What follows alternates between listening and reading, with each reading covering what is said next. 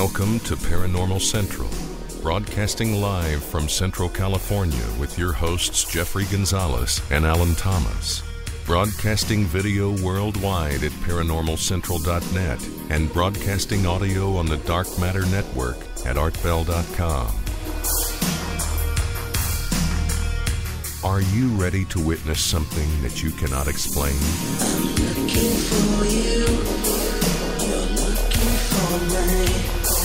We have to decide what it will be. Can it be true? Can I believe the unexplained?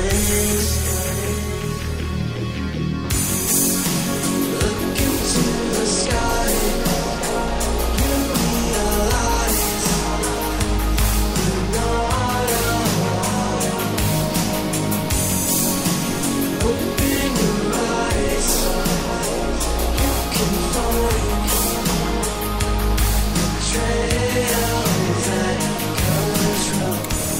Hello everyone, welcome back to another episode of Paranormal Central. Broadcasting live in the bottom left-hand corner of the Nevada Triangle. But we're in California. So am I messing with your head yet? My name is Jeffrey Gonzalez. I am your host for the show. I'm also the founder of a group called the Sanger Paranormal Society. Been in existence for over 10 years, forever. And doing this show forever, more than 7 years now. So, been doing it a while. If you are barely tuning in, man, well, let's say, God, I'm just glad you're here because, man, you missed a lot. And we have archives. You can always go back and watch them. Thank you for showing up wherever you may be around the world. We are broadcasting video on live stream right now. If you are watching us, hello. If you don't want to watch us, you can always go to artbell.com at the Dark Matter Network and listen to us there. Yes, you heard me right. Artbell.com is broadcasting us live worldwide on the Dark Matter Network. So you can catch us either video or audio, whichever way you want. We got apps, so you'll never be able to miss the show ever, ever, ever. I can't do this by myself. I have two people in here who are pains in my butts, but that's okay. I love them. To my right, to your left, Alan Thomas. Good evening, everyone. And nice to see y'all.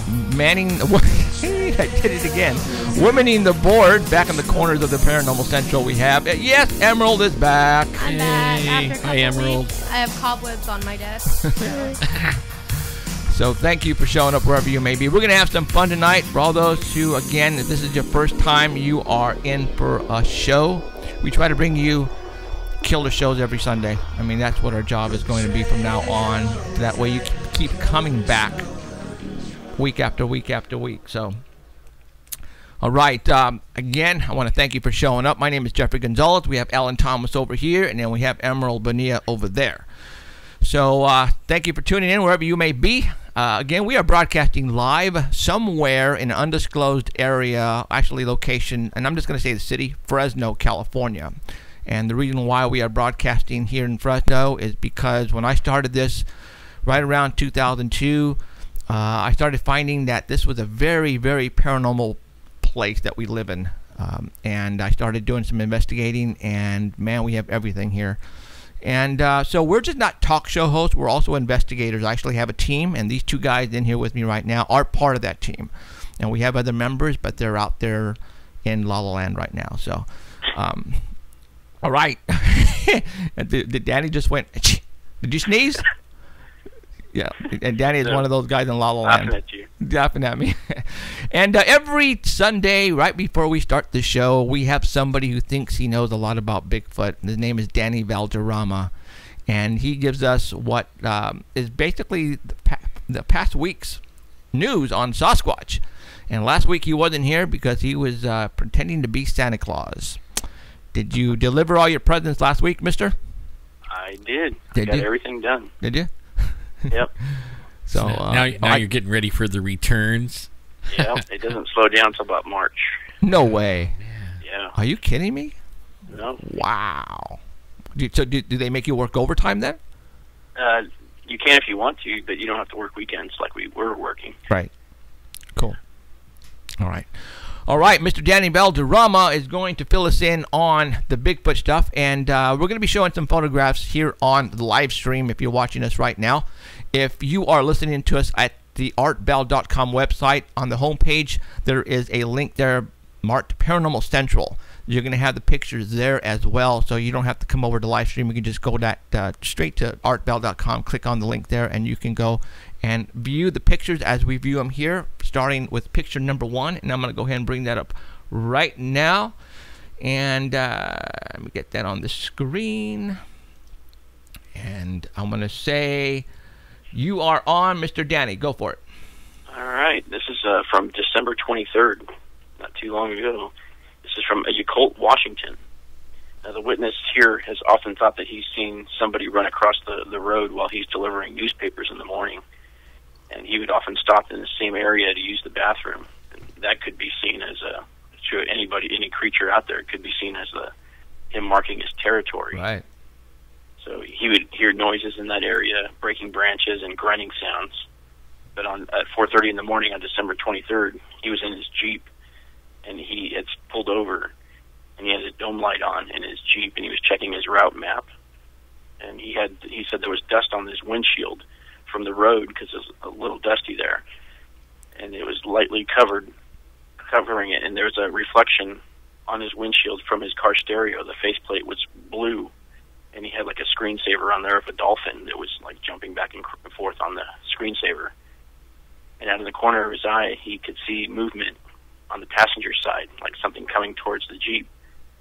So he flicked off the dome light on his Jeep, and he looked over at the passenger side. He could see something crouched over, walking towards the Jeep there. And he said the size was about 6.5 feet tall because it was crouched over, but it was still almost the same size as the Jeep that he was in. And he said that it was focused on the cab, like the light that was coming from the cab. So it was like walking over to see what it was. And it was possibly from the stereo. And it got to within 5 or 6 feet of the car, and then it noticed that somebody was in there. And so it quickly crossed the road in front of him and took off into the forest.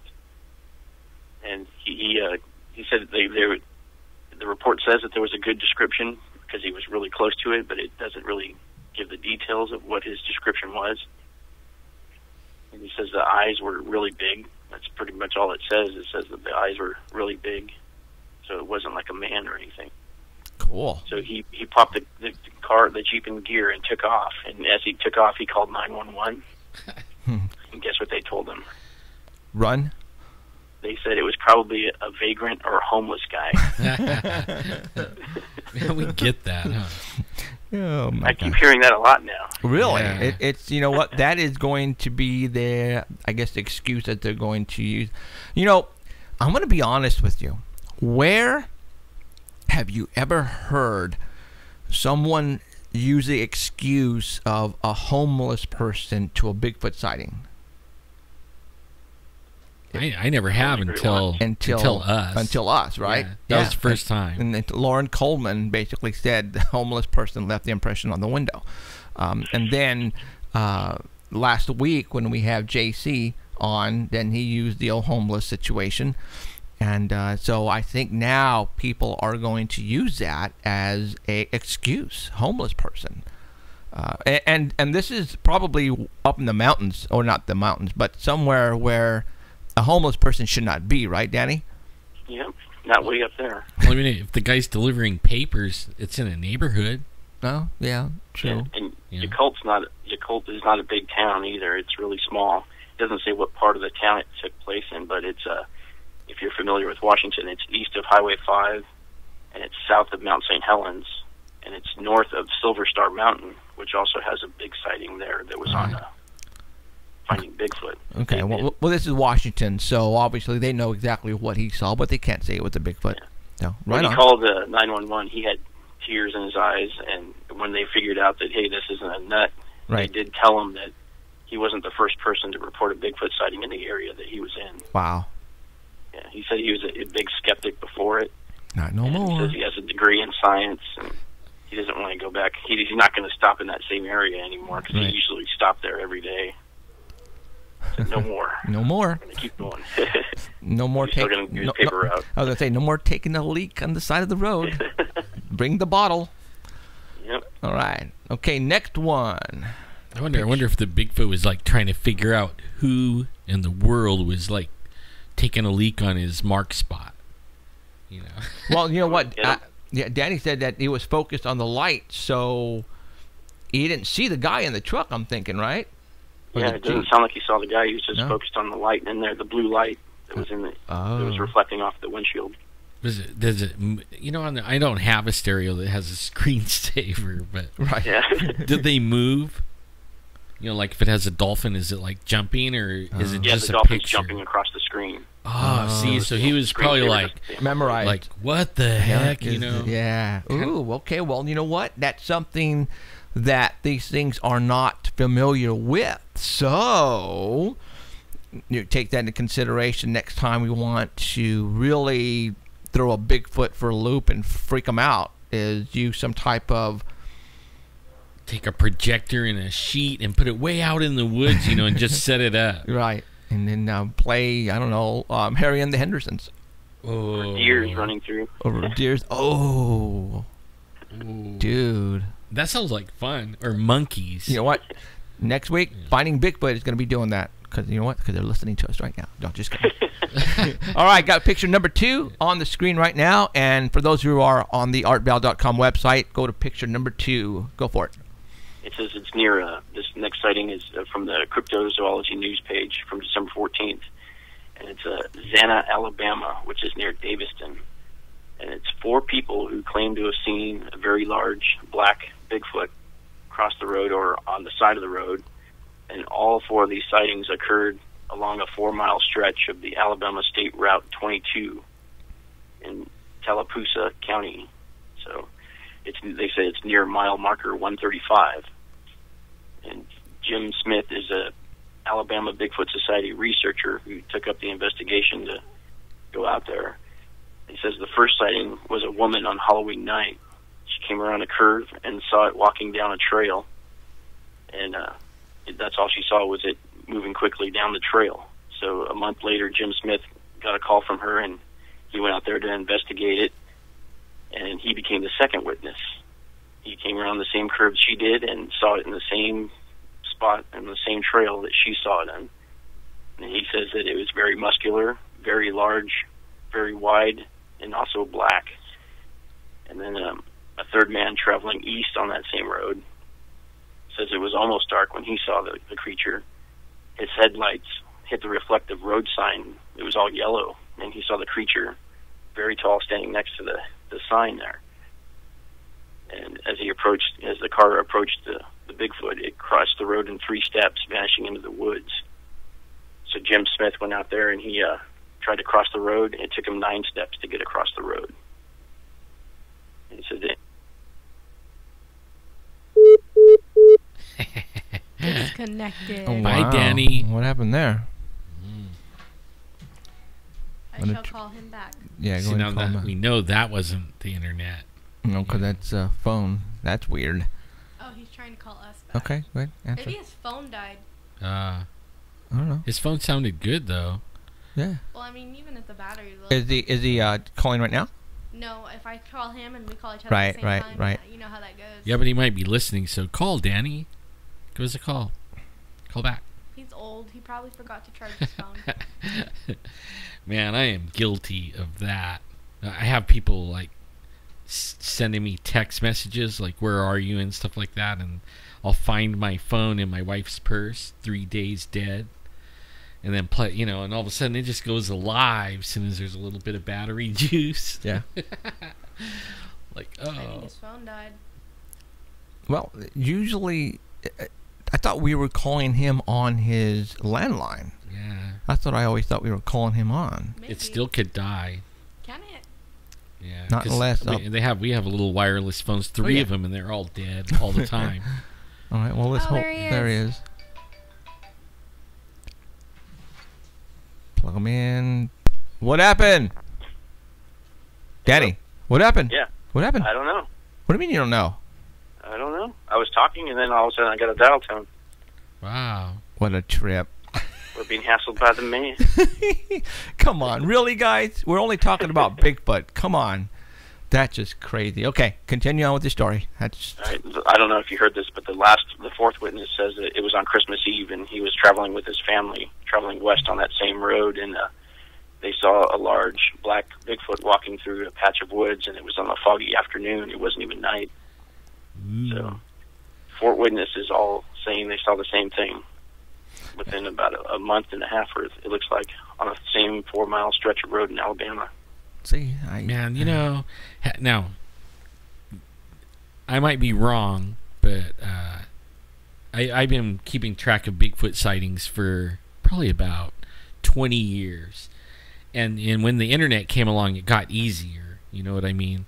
Yep. Only, have you noticed, like, in the last year, this last year, there's probably more reports of Bigfoot than ever before.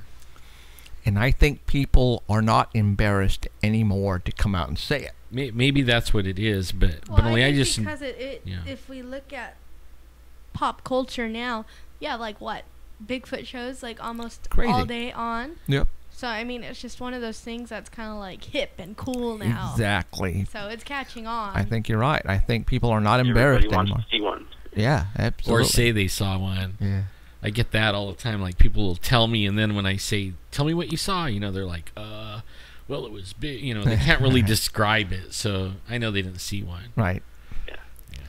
Cool deal. Cool. All right. Picture number 3. Yep. Okay. It has this last one has 3 pictures with it, Okay. and this is from Bradford, Pennsylvania, in McKean County. And this is from August of 2014 also. This is a man and woman who took an early evening stroll during the summer, and they have a campsite back near a small pond.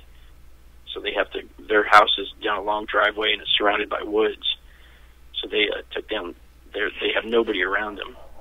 So they walked down to their little picnic area, and they arrived around 7:15 at night, and there's no wind around. So they were looking across. They were sitting across from each other at the picnic table, and the wife notices a leaf that's moving really fast, and there's no wind. So she thinks that's kind of weird, and she looks to the right of where the leaf is going back and forth, and she just sees a dark mass between 2 trees. So she tells her husband to slowly turn around and look and see if she sees if he sees what she's looking at, and he sees it too. So they're both looking at the same thing, and as they're looking at it, it notices that they're both watching it, and it slowly backs up and disappears into the brush.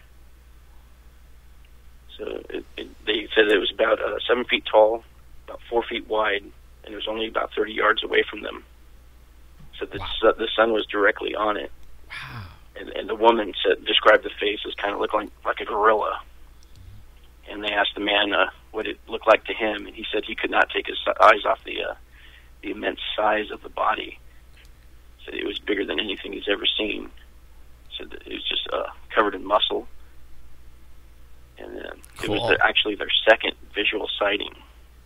The first one is the wife was driving home and driving down their long driveway on a rainy night, and she saw a large black figure in the headlights that leapt across their driveway and took off into the woods. God, I envy those people that have Bigfoots in their backyard. Can you imagine? Didn't even have to go looking. I know. I would move. No way. You're crazy.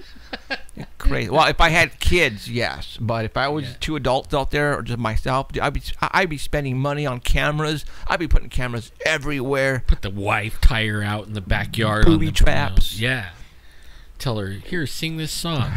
Oh, man. I would. Oh, God. Okay.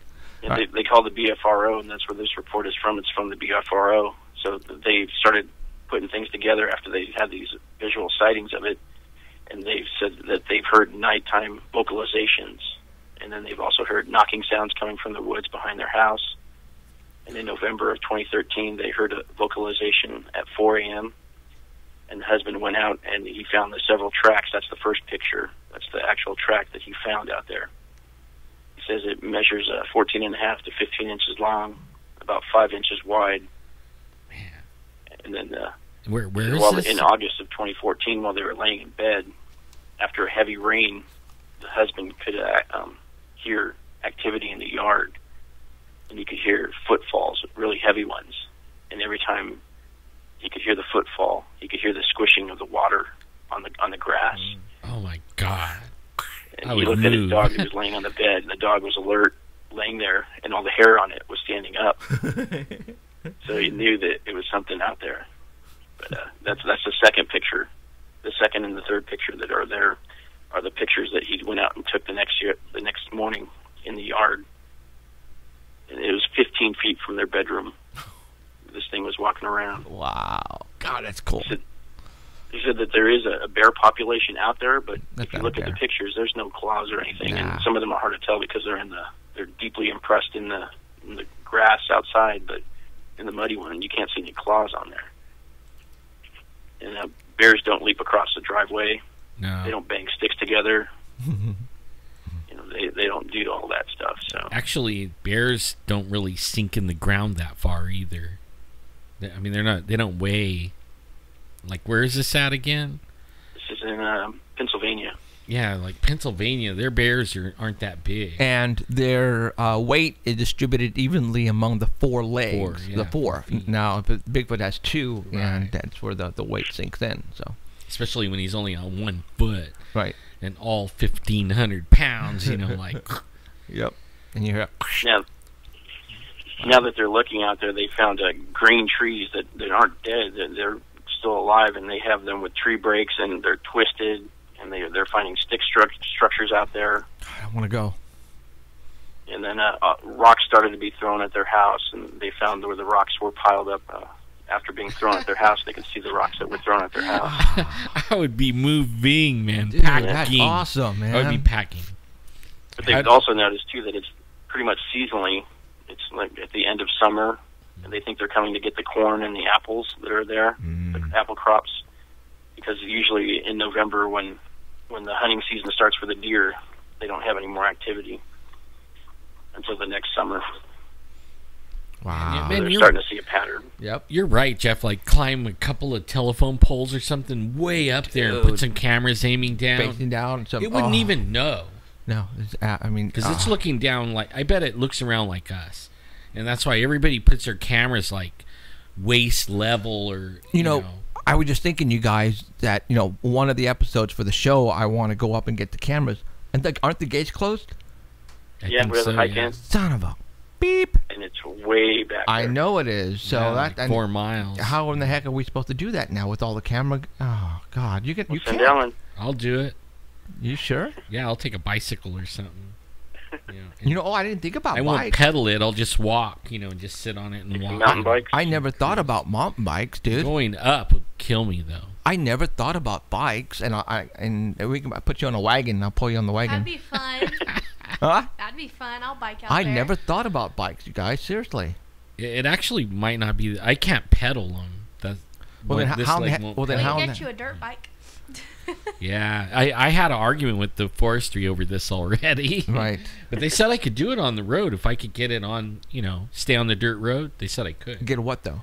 Anything with wheels. But if I go off the road, then they're going to Okay. get me. Okay. So if we buy you like a cheapy 3-wheeler, that you can, it's Yeah. okay, because you're handicapped, and Yep, yeah. and you'll get your handicap sticker and you'll put it on that, and it will be fine, right? That's right. Sweet. Okay. Yeah, Because I get don't one of even those have bikes to with a buy motor on permits it. or nothing. Just carry my handicap thing. Okay, because I was thinking about that because, I'm thinking now February. It looks like they're forcing us this month of January. We can't have any vacation. They're not giving anybody the vacations.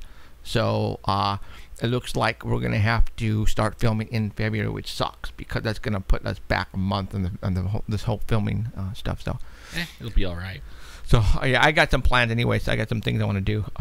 They have those mountain bikes that have motors on them too, so that run the tires. So you don't have to pedal. Right. Oh, the little chainsaw ones, huh? You won't Yeah. sneak up on them. Yeah. They'll hear you coming. Yeah, unfortunately. So Man, I'm gonna talk to a electric. you need a golf cart.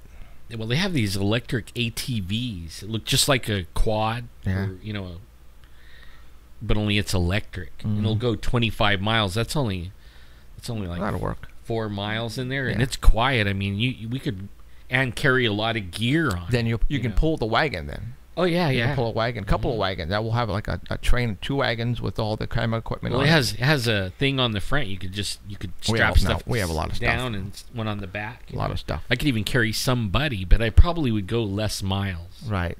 So, But I'll just carry an extra battery. right. Might have to spend the night out in that cold. Hell no. Yoo-hoo-hoo. So, all right. What else, Danny? That is it. Hey, Todd Standing. What's up with that? Man, he disappeared. Okay, fill us in on what happened to him.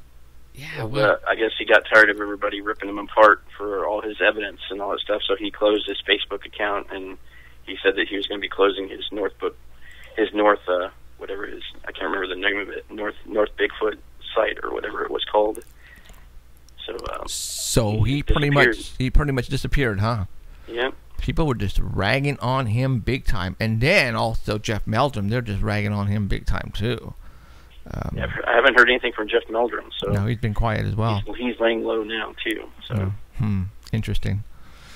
Well, I don't know. At this point, a lot of people are saying, give him a chance, but have you noticed like all the Bigfoot groups, like they went underground, kind of like like there's the ones that are public or whatever you call it, and everybody. A lot of them changed the secret.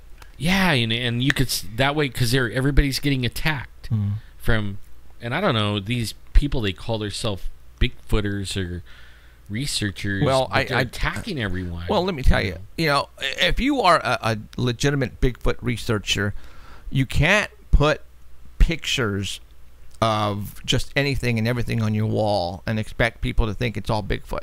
You know what I'm saying? Because like the Where's Waldo thing, I mean, this is ridiculous. Yeah, it is. It's absolutely ridiculous. You can't do that, you guys. Do you see what I see? Yeah, exactly. No, I don't see it. You just can't do that. People are going to make fun of you. And the stuff that I see like that right now on my wall, and not my wall, but on other people's walls, I laugh.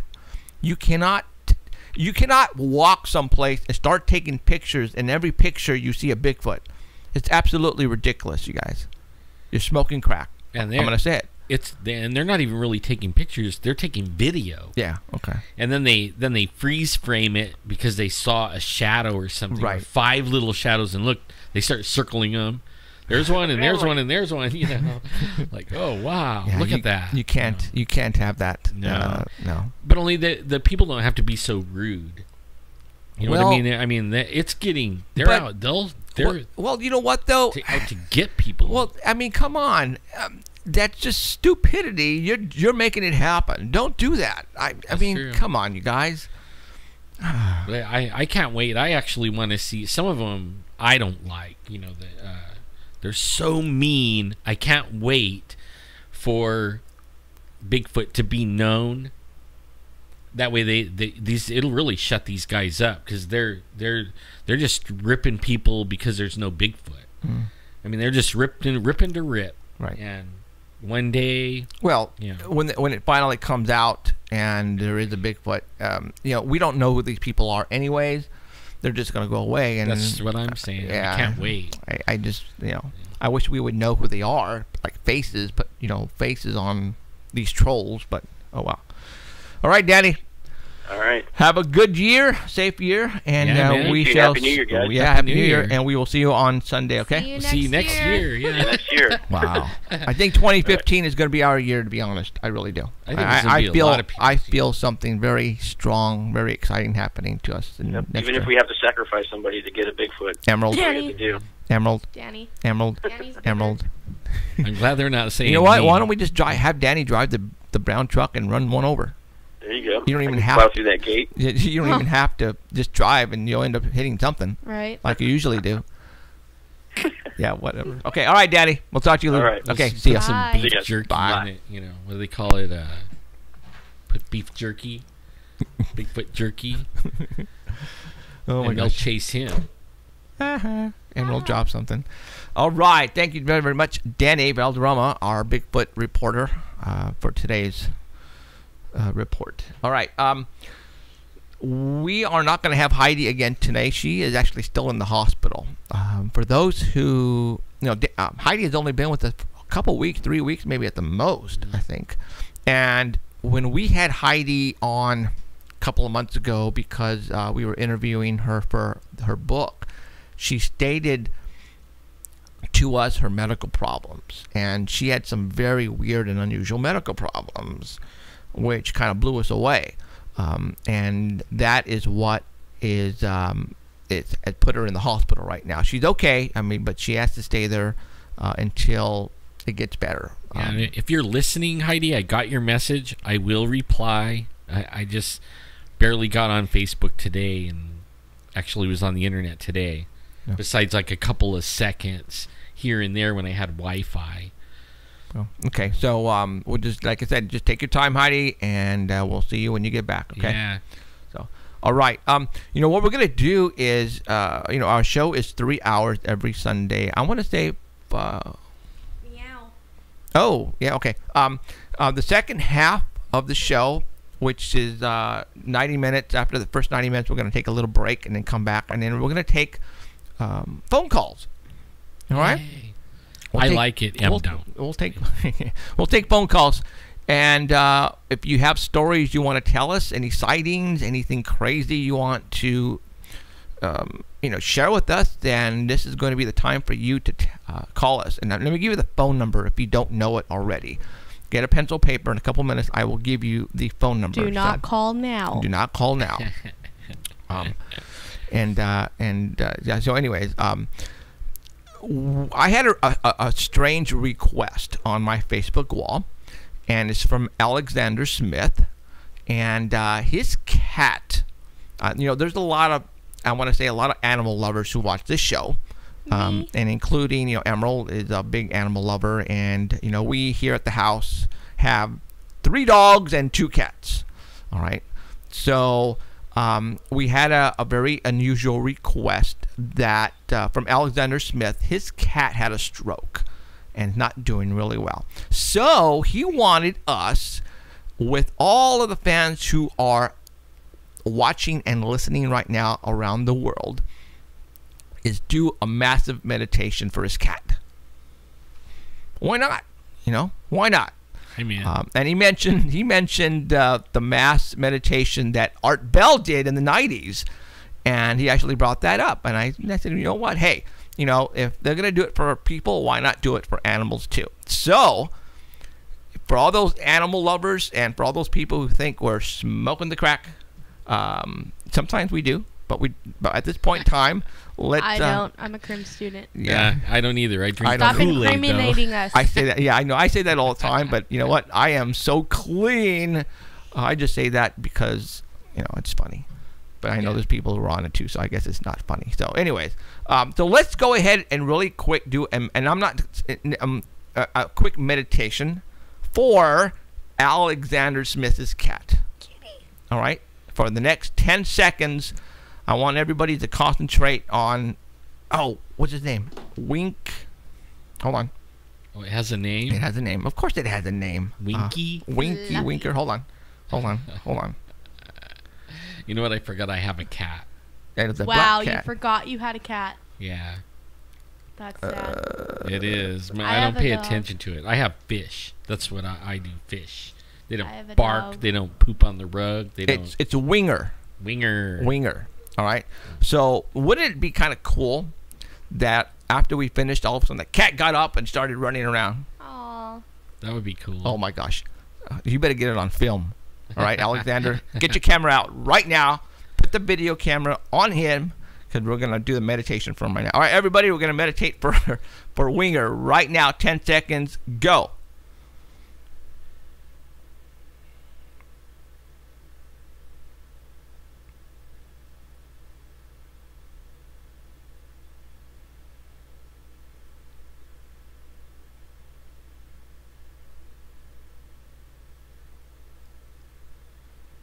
Okay, let's see what happens. All right, Alexander, we answered your request, and let's see what happens.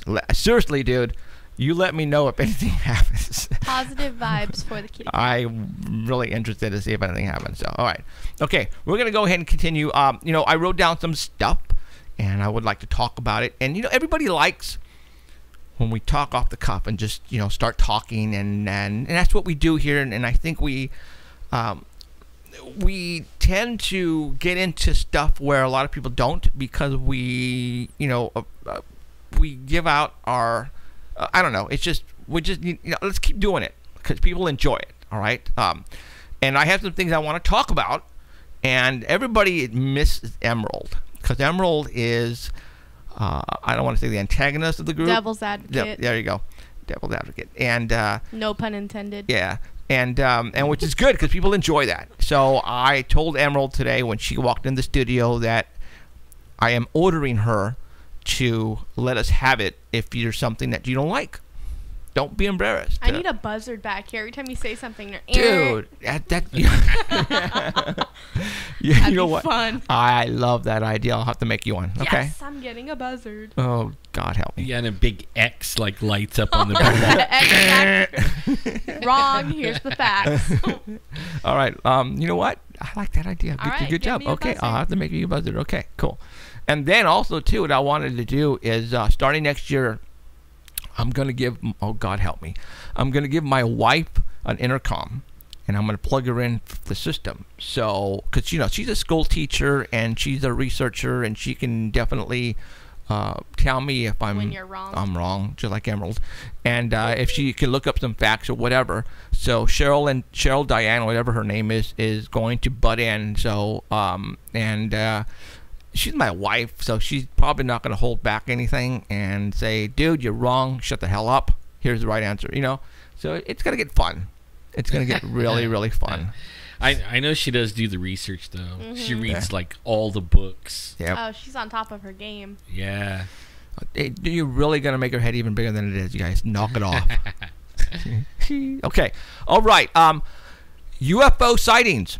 We had one last week here in Fresno, and the guy called me on my... Oh, you guys are waiting for that phone number. Here it is. Area code 559-287-8367. One more time. 559-287-8367. The last four numbers represent the letters UFOS. Do not call yet. Do not call yet. I will not answer. All right. That is my 24-hour paranormal hotline. Used to be a UFO hotline, but it's now a paranormal hotline. I get calls on that thing all the time. I would prefer that you call me during the day when I'm not sleeping, but if there is a massive sighting or a massive paranormal situation going on in the early morning hours or late at night, then go ahead and call me and inform me of the situation. I was getting into bed probably about 10:30, 11, and a phone rang, and it was Michael Gonzalez. His dude, can you see it? There's three objects in the sky. And I said, no, I can't. I was upstairs in our, we have a two-story house upstairs looking out the window. I couldn't see of all the trees in the way. So he was able to take some photographs, and he sent them to me. And I'm going to show those to you right now on live stream. See, I went outside when you posted that, and it was actually foggy. Well, see, it wasn't my foggy. house. It wasn't foggy at all. I couldn't see nothing. Okay, what I'm going to do is I'm just going to go ahead without us. I'm going to go ahead and post. Only the other day, like day before yesterday, my family was outside, and they all come running in, and they said they seen an orange orb go straight up. And it was, which way? It was west of us, and it was going straight up. Me and my son Christian. Oh, by the way, I got some slack yesterday at the very end of the show when the lights were dim and the mics were still lit. I said, "No Christians." People got offended, thought I meant no Christians. Oh. My son came in the studio and he was going to do something in front of the camera. His name is Christian, you guys. All right? And I said, "No Christian." My mic was still on. So people thought I was against Christians. Hello? Aren't you Christian? Yeah, I'm Catholic, so Oh, yeah, same thing. So you guys know I'm not against Christian. I just telling my son, no Christian. People are going, oh, did he really mean that? How and I was dare like, you. oh my God, you guys, so I really. And he likes to get things in front of the camera. Like, was it last week during the break they had their monkeys and stuff Oh my in front God, of puppets? and I slapped them. Boom. So I think he thought he was going to do it again. yeah, and that's when I said, no Christian. And I was, oops. So that's pretty funny. So, okay, what I'm showing you right now on the video is the 3 objects that Michael caught on. And he took a picture with his cell phone, and then he texted it over to me, okay? See, now that's really good picture for a cell phone. That is a good picture for a cell phone, all right? And then he said they were moving and just they pretty much disappeared. He took one more photograph. I'm going to go ahead and show that to you right now. That one is that one. I'll show you this one. And this one is another one. Just so I asked him right off. Okay. I go, dude, are they Chinese candles? And he said no, because they're moving and then they would stop. And then they would form a different formation, and they would move again and stop. Chinese candles don't do that, guys. And they're the wrong color. Okay. So, what he got, he doesn't know because they just disappeared. So, they are UFOs, unidentified flying objects. That's what he witnessed. That's what I posted on my wall. And there you go.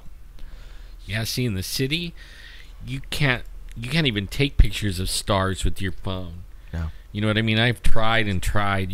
It's too bright. You cannot take a picture. You can see it good with your eyes, but your cell phone will not. Why? People are take a saying those are picture. stars? No. I'm saying, Okay. before they even say it. No, those aren't stars. They're moving. Yeah, you can't take pictures. Try it one day. Go in the city, go out in with street lights and everything, and take a picture of a star and even the moon. Even right. Try to take a good picture of it. Won't happen. That won't happen. Right. So these things obviously were not way up in the space. They were really low and they were moving. So okay, and that's the stuff that's happening here in Fresno, and it's happening all over the world, guys. But we have people who actually monitor the skies here in the central San Joaquin Valley where we live. And fortunate for me, I've had this phone number going over 10 years, guys, and I've had a lot of people call me on this phone. I had also on Friday while I was working, somebody called me out of Ohio, and I called him to see if he could come on tonight instead of next week. When him and his buddies, he's about 50 years old now, and when they were like 21, 22, they were out by a golf course and they saw something on a tree. He described it and he said, dude, it was a gargoyle with wings. Cool. And I was listening to him, and I can tell he was telling the truth, because he was just, he has never told anybody ever about the story. And because of our show, he said he wanted to give us a call and tell him what he saw. So tell us what he saw.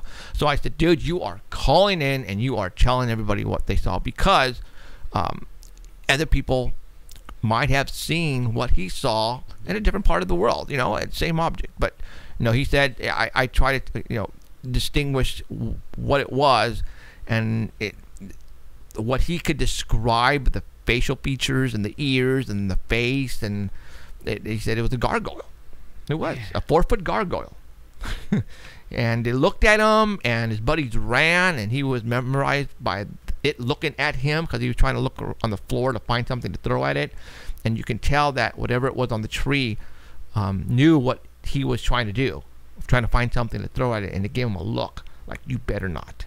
And then he went, and he was out. Me too, man. So those are the kind of stories that, oh my God, I love, because I could tell. I get a lot of phone calls. I talk to a lot of people, and which ones are lying and which ones are telling the truth. And this guy here is you can tell. So, all right, let's continue on. Was it paper here? The Fresno Bee. And this was on the 26th, which was the day after Christmas, which is a Friday, put out in the opinion section of the Fresno. No, actually, I take that back.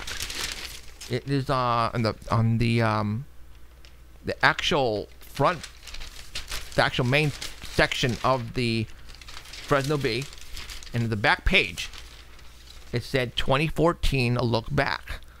And on the top right-hand corner, I was working, and my wife took a snapshot with her phone, and she sent it to me. Well, I'm going to post it right now on the screen so you guys can see it. Where is it? And it would be right here. All right. You know, I believe, and not trying to be big-headed or anything, but, you know, Alan and myself and Paranormal Central, we are, I'm going to say, putting Bigfoot on the map. I mean, we are doing a lot to really publicize Bigfoot. I mean, we are, among other paranormal subjects. And when I saw this in the Fresno Bee, and granted, they're making fun of, you know, they broke up the state of California into 6 sections. And if you're looking right now, the top section, they're saying Bigfoot, which is true. I mean, that's where a lot of the Bigfoot sightings are. But why would they come up with the name Bigfoot? You know, why not? I'm sure they could have found another name to put there, but they chose Bigfoot. And we're Bigfoot's food. You notice that? Where we're at, we're Bigfoot's food. Right. Yeah. And you know, the Bigfoots are coming down to the central part of the valley. And like for all those who heard the show last week with J.C. Johnson, you know, the Bigfoots are in your own backyard. Yeah. You don't have to go up to the mountains anymore, you guys. It's just, you have to know what to look. You have to be very observant. Know the sounds that come around you, and know what to look for. And that's what we do when we go, you know, around on the bottom of the riverbeds and the bottom of the foothills. We know what to look for as far as looking for Bigfoot. And we here in the central part of California supply a lot of food to the world. We are the food basket, I think, of the world, of the United States. I know that for a fact because we have a lot of produce, a lot of vegetables. I mean, we have it all here. The Bigfoots love what we grow here, and that's why they come down so low. So does everybody else. Yeah. So that's why we have a lot of Bigfoot action here, guys, is because of the food that we have. Oranges and apples. You know, Bigfoots love that. Not saying that there are not a lot of that where they are in the northern part of, you know, of California, but we have it all here. And I just found it really interesting that they marked the top of that in the Fresno Bee, of all places, you know, Bigfoot. They used the word Bigfoot, guys. You know, 10 years ago, you would have never heard that. You know, in a major newspaper like this that serves, you know, millions of people, you would have never heard that.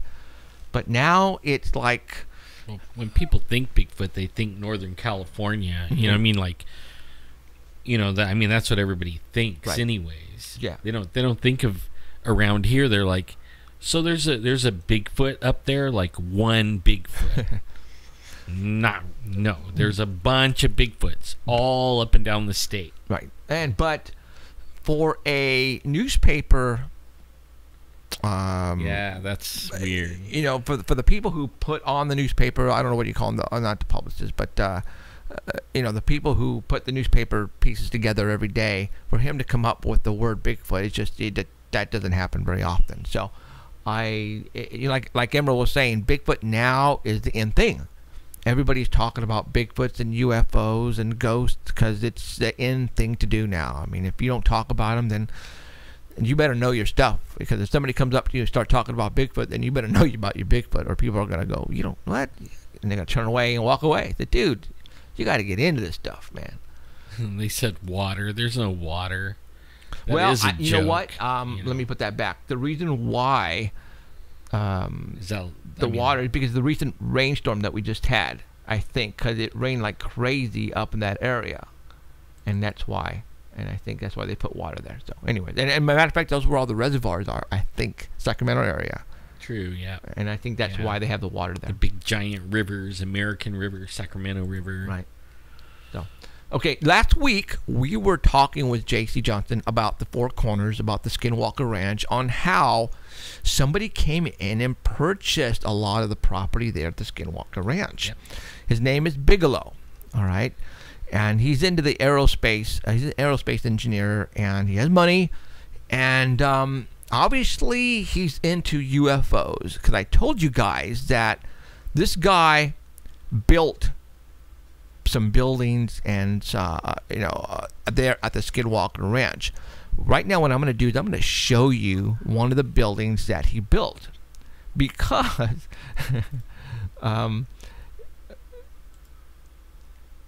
it's going to blow you away on what. Okay, there it is. Okay, there's the Bigelow building, and if you notice over here on the top right-hand corner, he has the emblem of an alien. All right, that is at the Skinwalker Ranch area, the Bigelow Enterprises.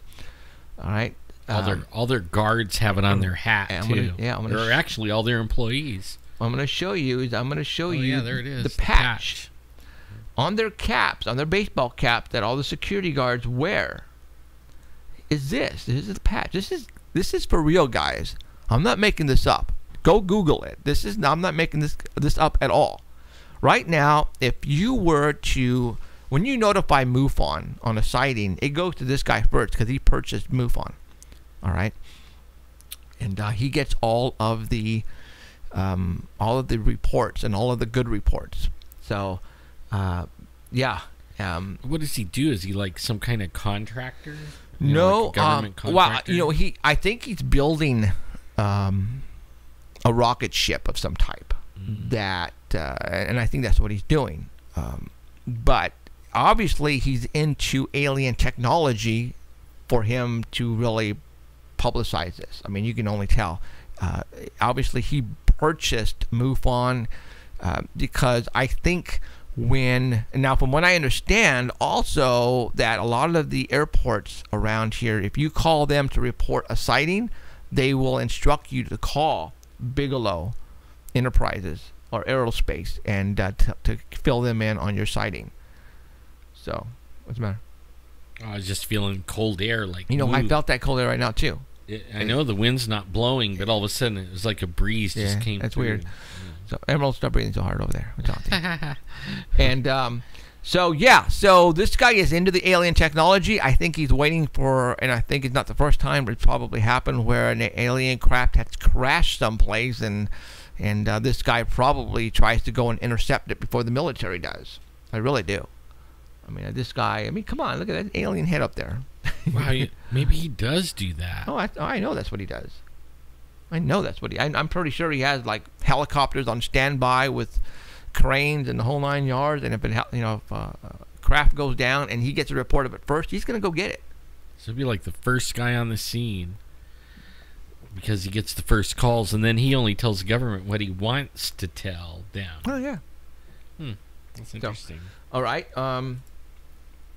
Some other stuff here that I want to show you.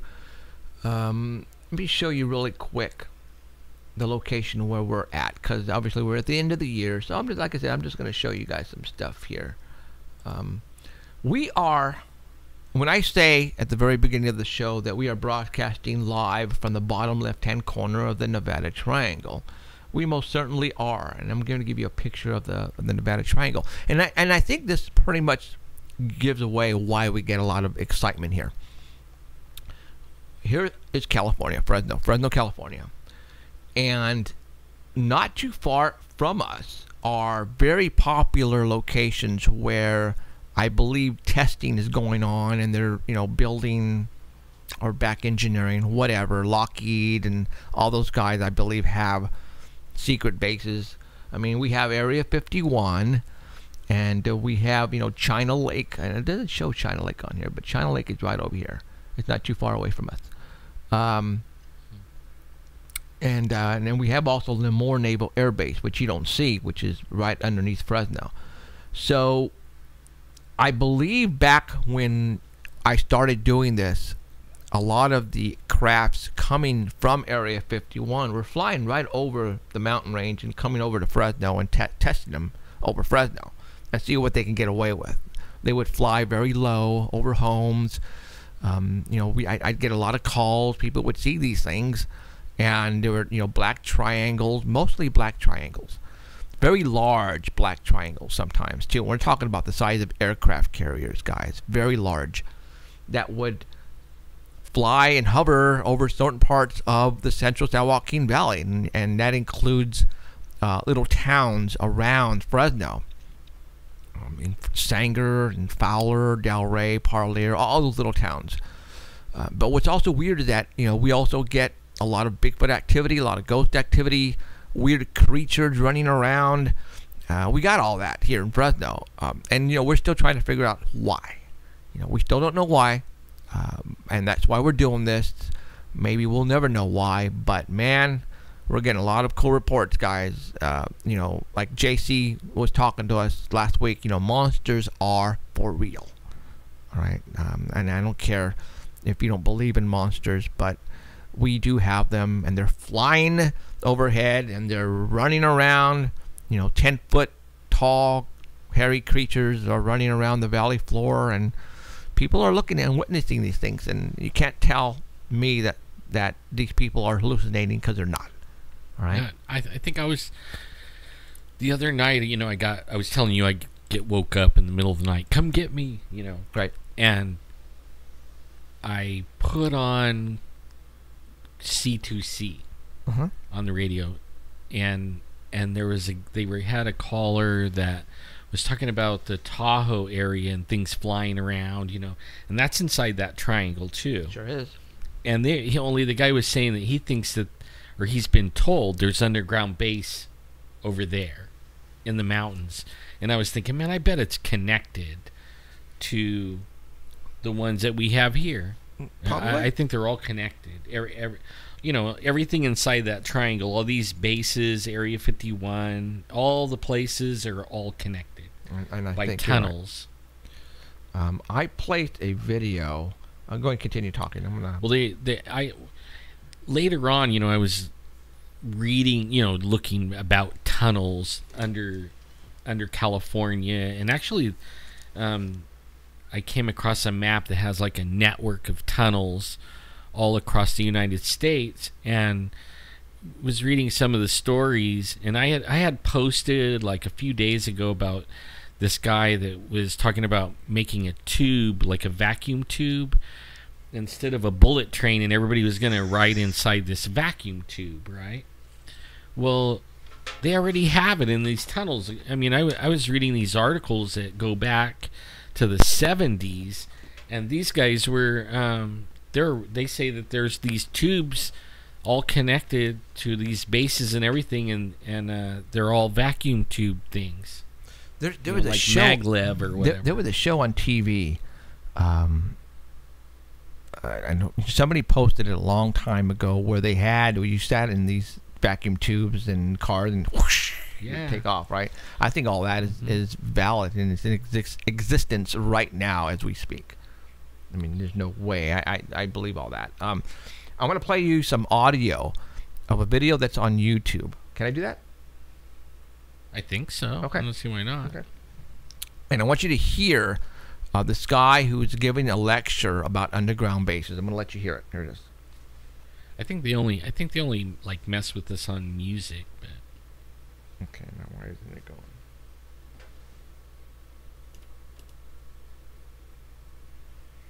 All right, that's weird. Hold on. yeah, I mean, there's so much stuff on underground bases. It's like LA. There is so much people that talk about these underground, right? And like all the tubes all go to LA from all over, like from Colorado. Okay, here we go. Is that guy talking about the same thing? There are 4 aerospace covert facilities. This is what we call the aerospace connection in the Antelope Valley and also the San Joaquin Valley. Rockwell in the San Joaquin, Lockheed, McDonnell Douglas, and Northrop in the Antelope Valleys. And these operations are... Okay, well, the San Joaquin Valley is us, guys, and that's Rockwell. And that could be anywhere. I've noticed a lot of experimental aircrafts coming out of Lemoore Naval Air Base. I wouldn't be surprised if that's where they are. But there's a Rockwell here in the valley someplace where, I don't know. I wish I did. I looked for that. I read an article about it, about that Rockwell. Mm-hmm. And I think it's here in Fresno someplace. Well, it very well could be. I think it's really. I think it's right here someplace. We may have stumbled on it and think not, it's here. not know for sure. Right. I think it's here someplace. So, I noticed they quit parking planes over there. yeah. We're looking planes with no markings, very large white planes from Japan. Yeah, well, because obviously we are now aware of our surroundings, especially me, who works right near there. But I can tell you that if they are coming in, they're coming in late at night and leaving early in the morning before I drive out there. Well, they're putting them in that big, huge hangar. That too, that could be. I know when that I'm leaving and I go from here to my house, I drive down Clovis Avenue, and they have all the lights on in there. And I don't know. Somebody was telling me they paint them. They build helicopters. At the one at Dakota and Peach, that what you're talking about? Where the helicopters are at? Clovis Avenue, right across from. So you're talking the new one they just built. No, it's a big old huge. Oh, that one. People were saying, they paint the planes in there, but only there was some unmarked. Oh, see, I haven't huge jets parked in there, and they'll be in there like one day. Mm-hmm.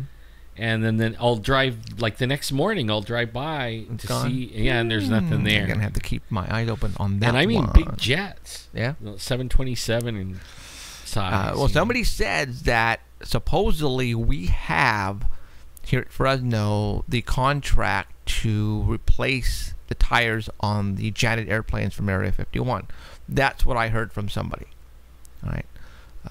So if they do come in, obviously now they are coming in during the night when I'm not observant enough, when I'm asleep. So there is, like, I go out around 3 or 4 in the morning, and there is a lot of activity at the airport with jets taking off. Like the other night, I was out there. It was early, maybe about 11:30, and I used to hang out at the airport as auxiliary of the Air Force. And when you're standing on the actual tarmac and something takes off, you can hear the actual afterburners, popping when they take off. I could actually hear that from my house the other night. They were ripping. The jets are ripping out of here about 11:30 or 12. No, and usually they don't. Not that time. Not that late. Not unless they're been authorized to go in search of what's in the skies on the West Coast. But I never could hear the afterburners for that long. They were way off, and I could hear it really good. It was interesting. I get a lot of stuff posted on my Facebook wall, and I go look at other people's walls too, because I try to give you guys the latest information, the latest news on paranormal stuff.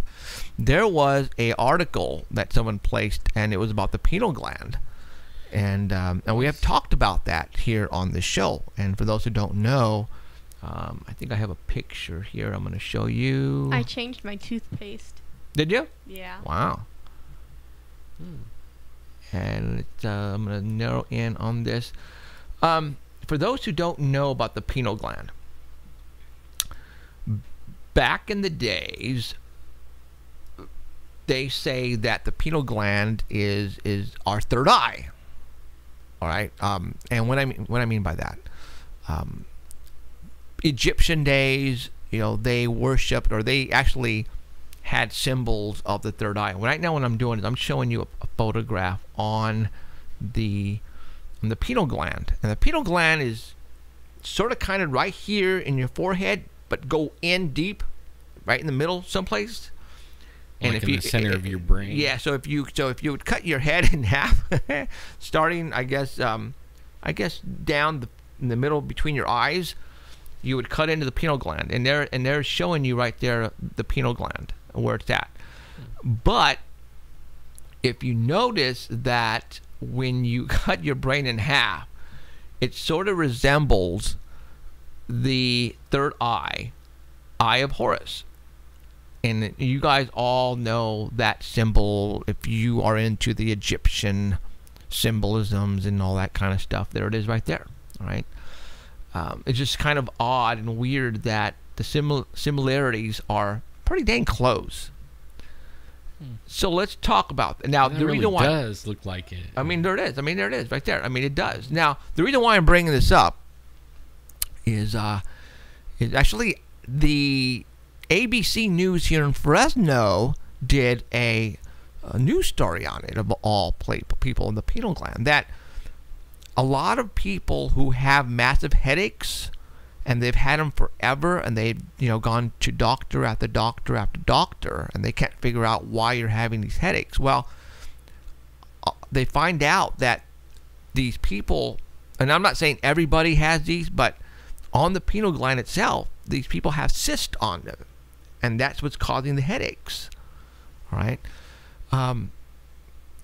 Now, again, the reason why I'm bringing this up is that we talk about the third eye here a lot. We do.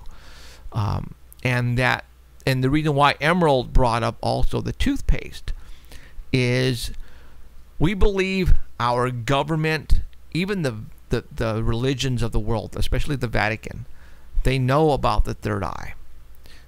I think the Vatican, the pineal gland, there are symbolisms that the Vatican have, like a small pine cone they use on different murals, and I believe on the scaffolds that the Vatican used, or not the Vatican, but the Pope or one of the bishops, or it has the pineal gland of a small pine cone that they use as a symbolism.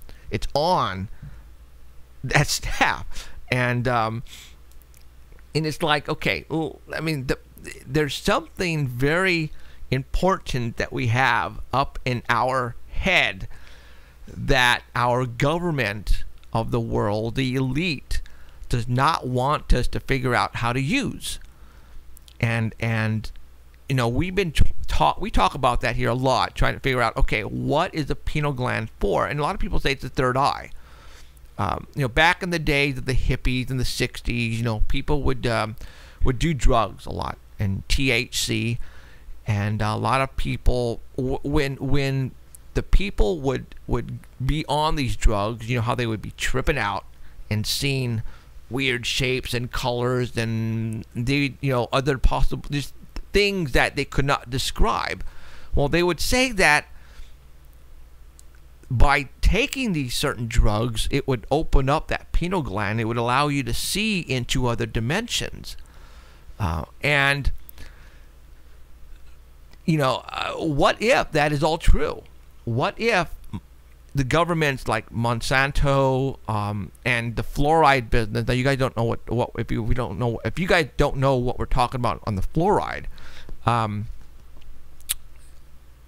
We think that certain foods that we intake are calcifying the pineal gland, and that is a lot of the time. Okay, when babies are born to a certain age, like 3 or 4, like our son Christian, he used to see things at a younger age.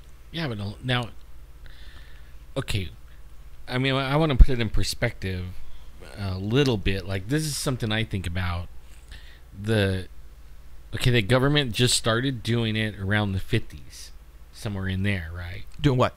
Adding to the water. Okay. And and then you had your big corporations, putting canned food and doing, making these things like big production. Before that, everybody made their own. They were drinking well water, but they weren't enlightened. You know what I mean? Like, we were horse and buggy for ever since the days of the picture that you got right here. What is different today, or what is happening today, that they have to do that to us? See, like, I think we're coming into a time when something's coming and they can't hide it. They're not going to be able to. It's like they've known for a long time, and this kind of stuff that you got on here talks about it, and they found it, and they may even been using the technology. So let's say whatever's coming this way, as it gets closer, it's going to turn stuff on. maybe. Exactly, and everybody's getting more sensitive, and Uh-huh. I think everybody's waking up more. Like when we first started doing this, everybody they were not awake. No. You know, We actually have been opening up a lot of eyes, and thank you for your emails, you guys. We are getting hundreds of emails and texts on Facebook from everybody explaining that we are opening up your eyes for people who used to sit back and be brainwashed by what's really going on out there. Stuff like what we're showing you now, where people are probably going, what? I mean, you know, we're probably blowing people away because you probably had no idea you even had a pineal gland. All right, and its purpose is, well, you know, we're trying to teach you guys and show you guys that there's more to it than waking up every morning and going to school and going to work, coming home, having dinner, picking up your kids, and going to sleep, doing it over again the next day for 365 days a year. A lot more going on, guys. All right, so like Alan was saying, maybe there is something coming up. Now, matter of fact, last night, and I don't get to watch much TV. All right, guys. Okay. And last night, Cheryl Diane, whatever her name is, my wife, was watching Thor, the movie. Okay. that was a good movie. The first one, about how all the planets were aligning. What's the word that they use? Oh, I haven't seen it in so Okay. long. Are you sure that's not the second one?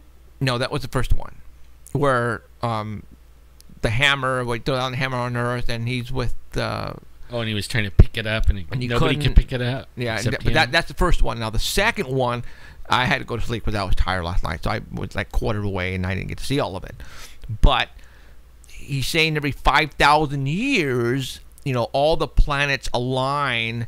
That's the second one. That's all, well, they mentioned it in the first one, though. But no, so maybe the second one is when it actually happens, though.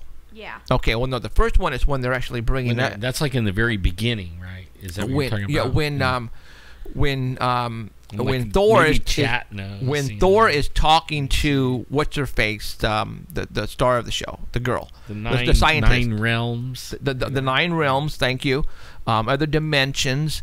You know, when these planets align, which align every 5,000 years, you can go from one realm to the next, one dimension to the next dimension, because the planets are aligned a certain way. And that's what people are saying is happening now, like possibly even 2015 with planet Nibiru, and they said every 3,500 years though, planet Nibiru comes around. That's what it was, like 36,000 or 3,600. Yeah. 3,600, 3,500, 3,600, and but in the Thor the movie, it's 5,000 years for the convergence. I think it's the right word. Convergence, is that right? It just hit me right now. And the 9 planets, you know, align a certain way, and you can jump from one realm to the next. You know, and they used portals. You know, all that, guys. It's like when in that one movie where he broke that rainbow bridge. Or whatever it was. And that prevents them from not going. That just not allow them to go to the next dimension, because that was the actual road. And he used Rainbow Bridge, and you know, Cheryl Diane would, she's looking at me, and we're going, whoa, you know, because if you're not into what we talk about here, all those little words and phrases that they use are starting to make sense. They're like, you know, we told you guys out there what you guys are now witnessing on TV and in TV shows and in movies. I believe they're conditioning us little by little by little. So a lot of the stuff that they were saying last night, we were going, whoa, you know, they're using portals, they're using realms, they're using travel from one location to the other location when they all line for this convergence. And it's like, okay, is that happening soon? Is that what our governments are preparing for? Is it maybe this little gland that you got showing right here actually worked back then, and then now, what is it, maybe 10,000 years later, somewhere in there, it's starting to work again? But they're giving us... Or they knew it was going to start working again, and they started putting stuff in the thing? In the water, in the foods, to calcify it, to prevent us from using it, to prevent us from actually seeing that other realm. Excuse me, to see that other realm. I mean, when you think about it, for me, it's and I don't know. Like, ever since I was a kid, this tripped me out. You know, I sat and would listen to my great grandpa. You know, I'm just a little kid, and they're talking about hitching the horses and plowing the ground with the horses and and all that stuff. And then we're, turn around and look on the TV and see him walking on the moon. Or talking on these little things. And Douglas Stingley, who's a great fan of the show, is very much into Roddenberry of Star Trek, and a lot of the stuff that he envisioned in Star Trek is now here. We're actually using it. The flip phones, all of that. Yeah, they call them communicators. Yeah, all of that. We are now using it. So, again, these people. Yeah, but what is it? What is different today? Out of all those hundreds of years, they call the Dark Ages or whatever. All of a sudden, we're in the what age? In the last, probably since my kids were born, the electronic things age, have went like blistering, blazing fast. Right, and the question is now, how are we getting all this? In the 80s, if you would have said you're going to set a camera up and sit in front of it and stream to the whole world, everybody would look at you like you're crazy. And that is not that long ago. Right. So things are moving at such a fast pace. And how did they know? What I'm saying is, how did they know to start putting this junk and doing the GMOs? And how did they know? They knew something. Well, right. And for those who still don't understand the fluoride, we believe that fluoride and the other stuff like sodas and that I drink and I shouldn't, but I'm addicted to it, that it's calcifying the pineal gland and it's turning it off. And when this ever happens, this alignment, certain people are going to be able to maybe do stuff that is very magical. So, go. I thought you were going to say something. No? Well, come on. Say something. Emerald's quiet over there. It's on her phone. What are you doing? Talking to your boyfriend? Yeah. Nah, Shut up. yeah, I told you. At least she was honest. Yeah. She could have said no. So every year that I've been doing this show, I always said, "Oh, next year is going to be exciting. Next year is going to be exciting." Well, it has been. It has been getting exciting on what we're doing here. Yeah. But what I mean exciting is very paranormal exciting, like what's the word I want to use? Very unbelievable. Like something that's going to happen. Unbelievable, like a new planet is going to come into the solar system. We're going to see it. I don't know. Like I'm tripping on lizards. Okay, now all the research that I've been doing, this reptile lizard theme it's unbelievable. I mean, it's in the cartoons. Mm-hmm. I mean, they have dragon tails. I mean, and then when you start researching, Pokemon, just Pokemon. right. I love me some oh my Pokemon. God, like. Okay, now you're talking about using TV to, what do you call it? Condition you? Uh-huh. They have been conditioning the heck out of us on lizard or reptile. I mean, oh my God. I mean, Well, dragons are another big thing too. Like, so I don't know. Maybe like if we are sided with one, we'd be more adapt to be with the dragons. Yeah, but when I'm researching, it's talking about like DNA sharing with these things. And I don't got all of I don't got the answers yet, you guys. But I mean, I'm digging in it, and it seems like there was like DNA mixing or something, and even that might even have been why the flood happened. Like the big giant flood of Noah, because these Where's my water bottle? these reptoids were like mixing their DNA with everybody and mixing it all up, and it made the aliens mad, and the aliens people, sent a big old giant meteor down, and smashed everything, to I don't know, we're such we're nobodies here on Earth. You know how minute we are. We're we're just a speck in the solar system, and God. People who I speak to who want information on our existence here on planet Earth, I tell them, we're absolutely no one's here compared to the universe. And it's hard to comprehend. And I'm going to show you. There's people though that they think the whole universe revolves around them. I ran into them in the parking lots of like the mall. And you accidentally get in their space. And all of a sudden you are under attack. Right. When I'm showing you guys, right? Okay. And we've spoken about this before, but the reason why I want to bring it up over and over and over again, because this just tells you that we are absolutely no ones on Earth. And let me explain the picture that I have on the screen. All right. I don't know. Several years ago, the Hubble telescope pointed its telescope out into the universe, found a little inch-by-inch spot that was totally black, and started taking pictures on that area for like a week straight. Okay. And then what they came back and they found this. And I have it posted on right now on live stream. You can watch it right now, this photograph. This is like a square inch, right? It's the square inch out in the universe. I don't know how many trillions of miles away or whatever, okay? And you guys are probably going, oh, look at all the pretty little stars. Well, those aren't stars, you guys. All right? Each one of those bright objects that you see is a galaxy with about 1 billion planets in that galaxy. Okay? Have I blown your mind away yet? All right, have I blown you away? So what you are now, this is only an inch in space that this Hubble telescope was taking photographs of. An inch. Okay.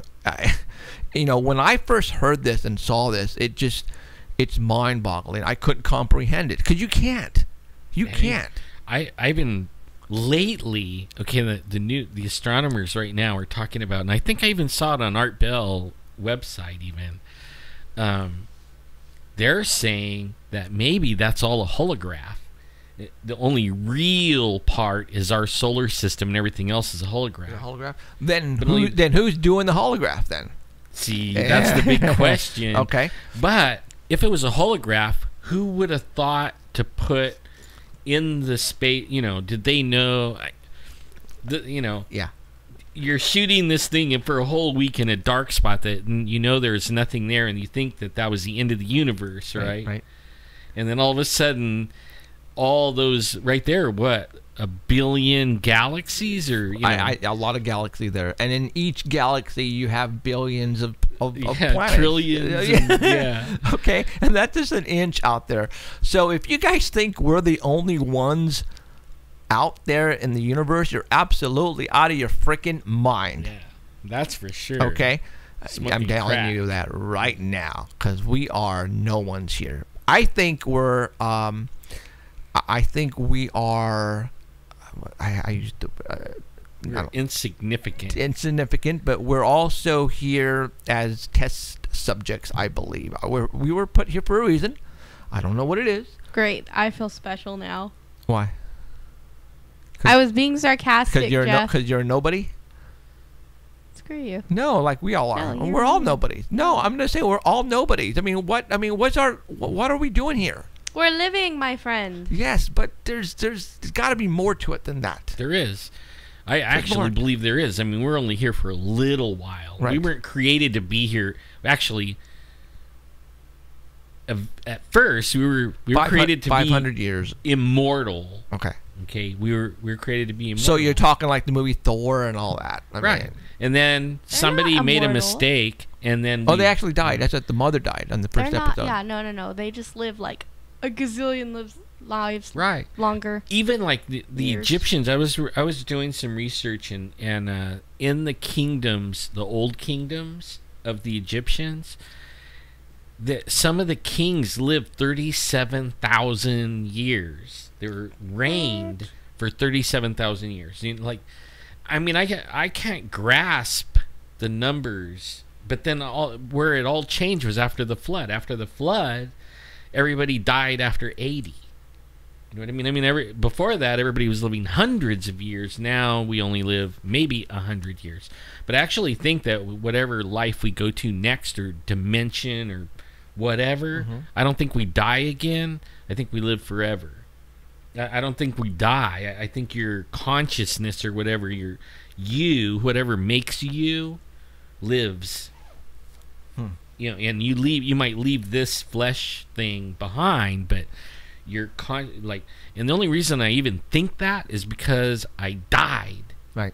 And even before I died, I never really thought like that, but when I got on the other side over there was no time.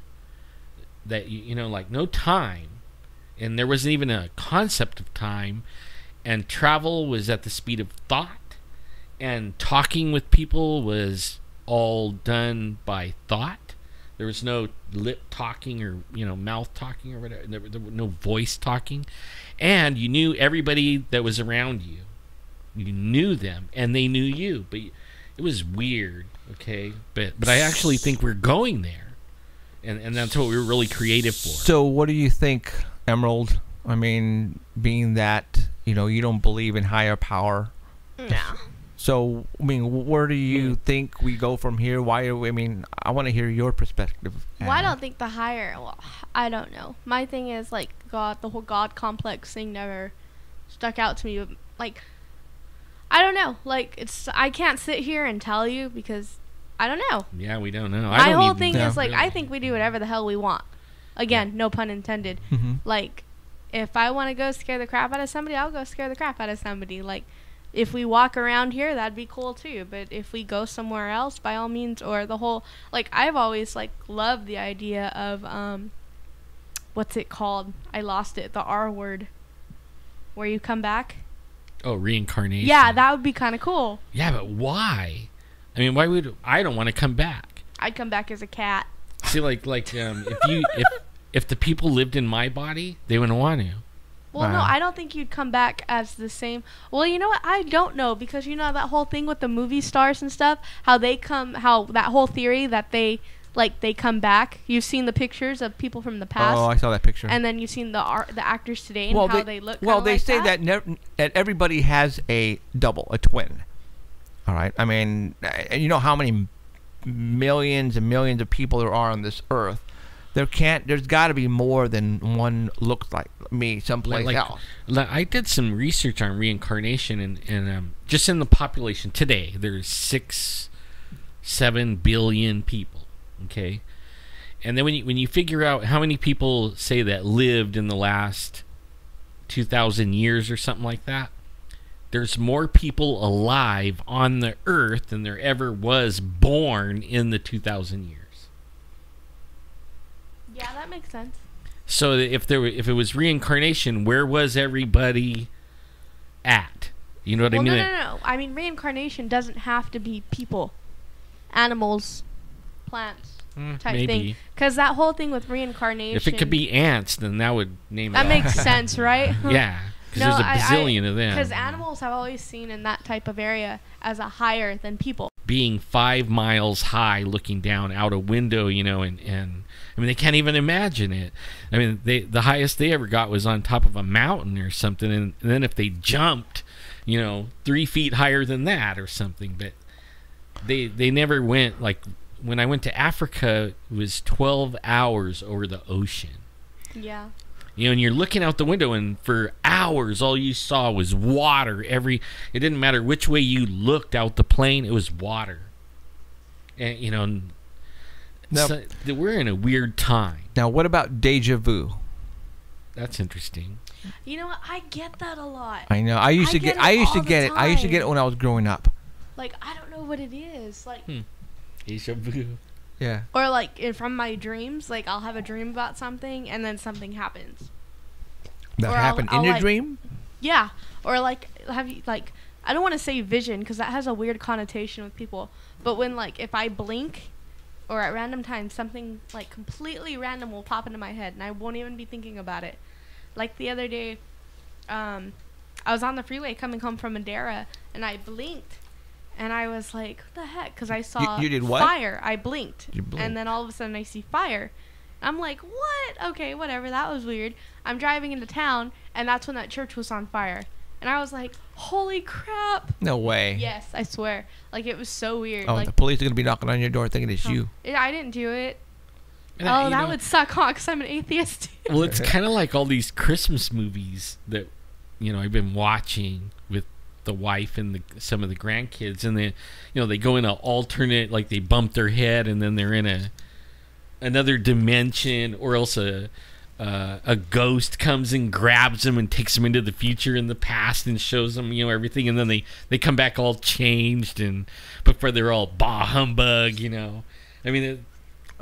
It's been weird stuff, and I was, how many Christmas movies are like that? I mean, we must have watched like 9 movies in the last 2 weeks, and every one of them had that kind of theme, Really? where bumped their head They and change for the better. yeah, every time they change for the better, but only it was all paranormal. Right. Totally paranormal, and then this guy shows up in a sleigh with flying reindeer and everything. And he's gonna that's disappear paranormal. if everybody stops believing. He starts disappearing, and one of them, Right. he's even disappearing. He's looking at his hand. Oh, nobody believes in me anymore. Yeah, I used to have deja vu when I was in elementary school growing up and junior high. That's when I really had a lot of the deja vus, and I would be at places and I'm going, man, Yeah. I was just here. But I don't have them anymore. I don't. I wonder. Now that you I got wonder- older? No. No. I You know what? wonder. Neither do I. Now that's an interesting thing I never thought about. It may be this whole pineal gland has something to do with that. It could be, because I remember riding the school bus and have those, or be at school sitting. Yeah. In those times is when it happened. That's the when it most. happened to me too. And now when we're older, it doesn't happen anymore. No. Oh.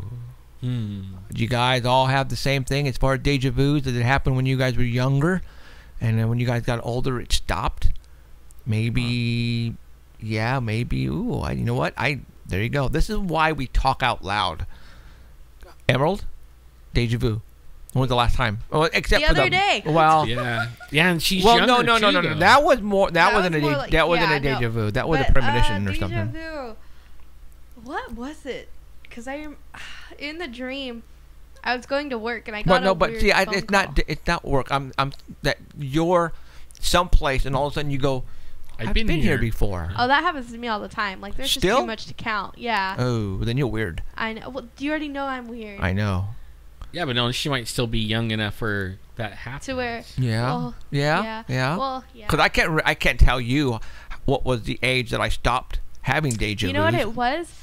Like, the main one that I remember was I was in Seattle, and we were walking somewhere, and that was my first time visiting my aunts in Seattle, and I was like, why the hell does this look so familiar? And I had never been there before. And I was like, it was weird. But that was like there the is main some one. weird things, like when you're talking about like deja vu, like that little kid that was born, and I think it was in somewhere over in the Middle East or something, and he started talking about the neighbor that killed him in the village, and everybody was like, oh yeah, whatever, and then he took him to where he was buried, and it was right there, and then they're like, well, wow, that's where you're buried. That wasn't long ago. They all remembered that, right? Oh, And he was saying, did he take him to a cemetery per se? No. Or just a. no, a neighbor got mad and killed him, and then he turned around and he goes, and that's the guy that killed me. Ooh. To the guy that was standing there, and everybody turned on the guy, and they're like, we're gonna get him, and is this true? And then the guy finally, he was not admitting it at first, But when the kid like there's the place where I was buried, that's the guy, you know, and told all this stuff. He's like, all right, I did it. Wow. And they're even putting him in court and charging him for murder. Wow. See, Because they have the evidence. So they dug up and found the body there. Oh yeah. Whoa. See, I don't know how that would fly here in American court. I mean, because if he would never admitted it, I don't know if that would fly because that's based on Just weirdness. yeah. Yeah, but only Paranormal. is that, how do you call that? Deja vu, or did? No, I think No, I that's an think afterlife. That's a different. I mean, that's kind of that reincarnation. yeah. thing That's like whoa. coming back because there's Weird been kids. stuff, though. That's like huh? souls. You know, people have souls, and Well, there's kids here in America that go through that. A lot of them are from our veterans that they come. I want to say they come. I don't know how it works, but there's 3-year-old, 5-year-old kids who are like, oh yeah, I died in a plane fighting, and they'll draw out like symbols and stuff from the I remember, wars. yeah. There's people younger, probably the same age, that claim to died on the Titanic. So And I wonder if if they weren't didn't get if there is some kind of maybe a little bit of reincarnation because you didn't elevate your it could be like vibration, you know, or your thoughts that's a little smart, but it could be like because you didn't live out your full life, you live it out. I don't know. I'm just shooting darts I see what you're here. saying. I see what you're saying. Yeah. It's an interesting thing to talk about, though. Wow. Well, you know what? It's interesting to research it. We too. are at 90 minutes, actually more past 90 minutes. So we're going to take a little break, you guys out there, so that way we can go and take care of Get business. food. And maybe some munchies and some smoke. drink and take a break. So we're going to be gone for about 7-8 minutes, and I'm going to leave you with Possess Tranquility, our official house band. And I will put their album on and take a listen. And we will be back. Buy the album. And buy the album. And we will be back in a bit. Okay, guys? Put a picture up. Now I'm just going to lower the light. But I have to cross the camera.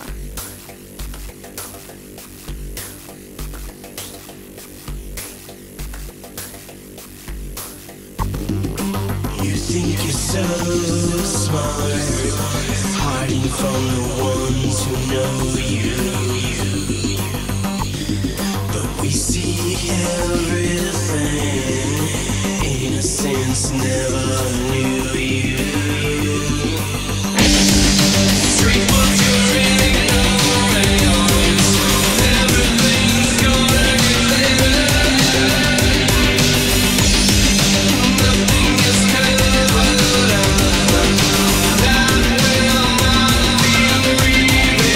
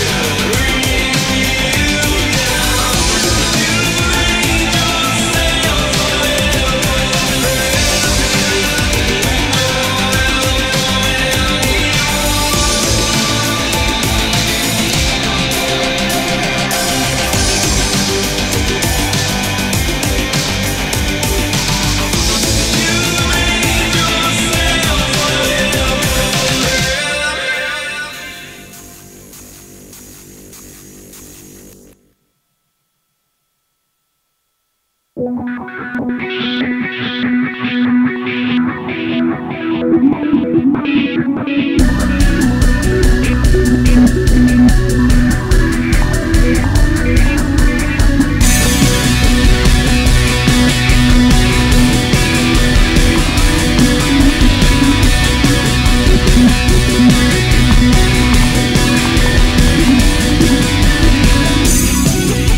away too long to say until now.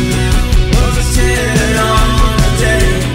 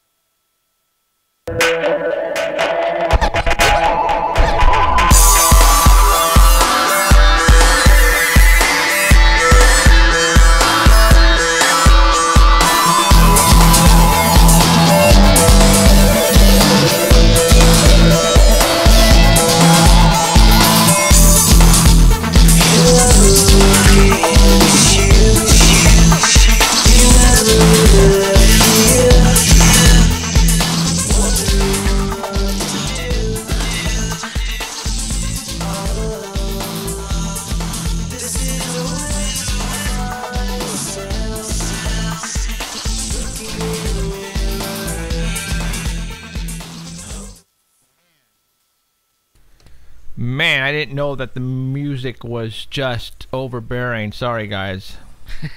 And we're like, sorry, Keith.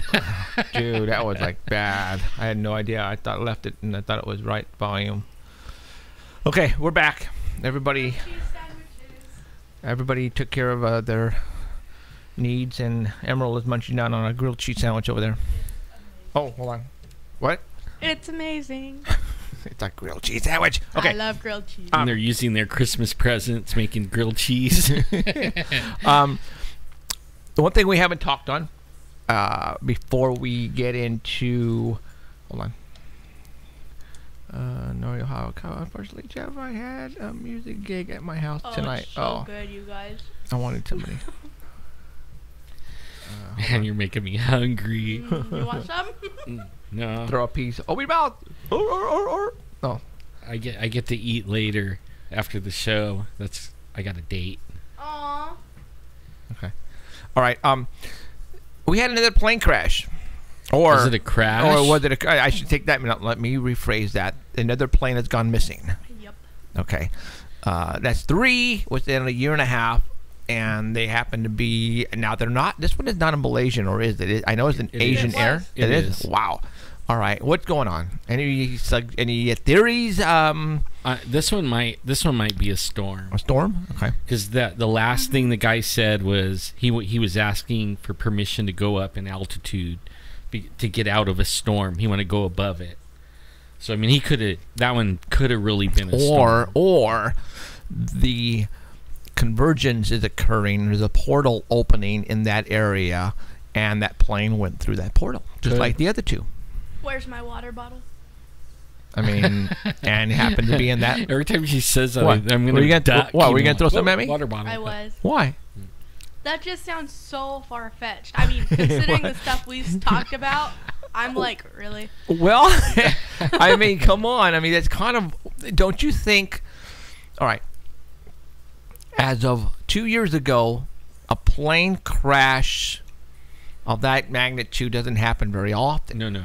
Okay, it doesn't. These things And don't they know fall. what happened. Yes. They tell you. And they tell you where the plane crashed, where is it. They retrieve the bodies, the parts.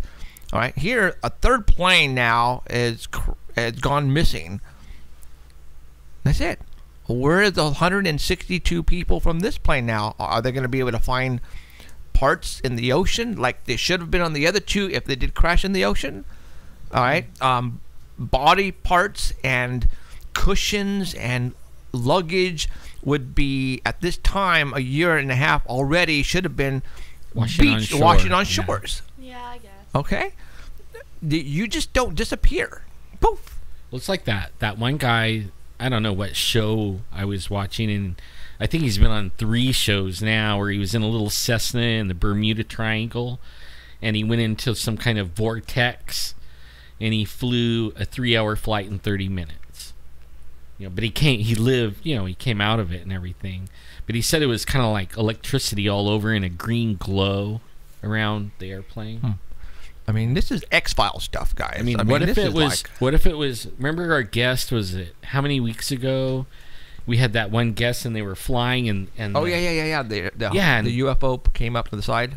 Yeah, and they, all of a sudden, they're in the plane and they're flying along and they're like, wow, look at all these UFOs all around the plane, and then the next thing you know, they're waking up. The plane's in the hangar. Everybody's waking up. Nobody talks about it. It's like, what? What if they just kept that one? Because he said the ship was big enough to take a plane that big. Yeah, you're talking huge. So, I mean, for a plane to disappear, you guys, and not find any parts of it is paranormal. It is kind of weird. It's paranormal. That should not happen. You should be able to find something, and they're not finding anything. It disappeared. These planes disappeared. With today's technology, they can find it. Exactly. I mean, actually, if that went down, the black box should be sending off a signal. Automatic, without anybody doing anything. At first, they thought it was a terrorist, and then the terrorist got into the cockpit and was able to turn it off and all this. I'm going, no, that ain't going to happen.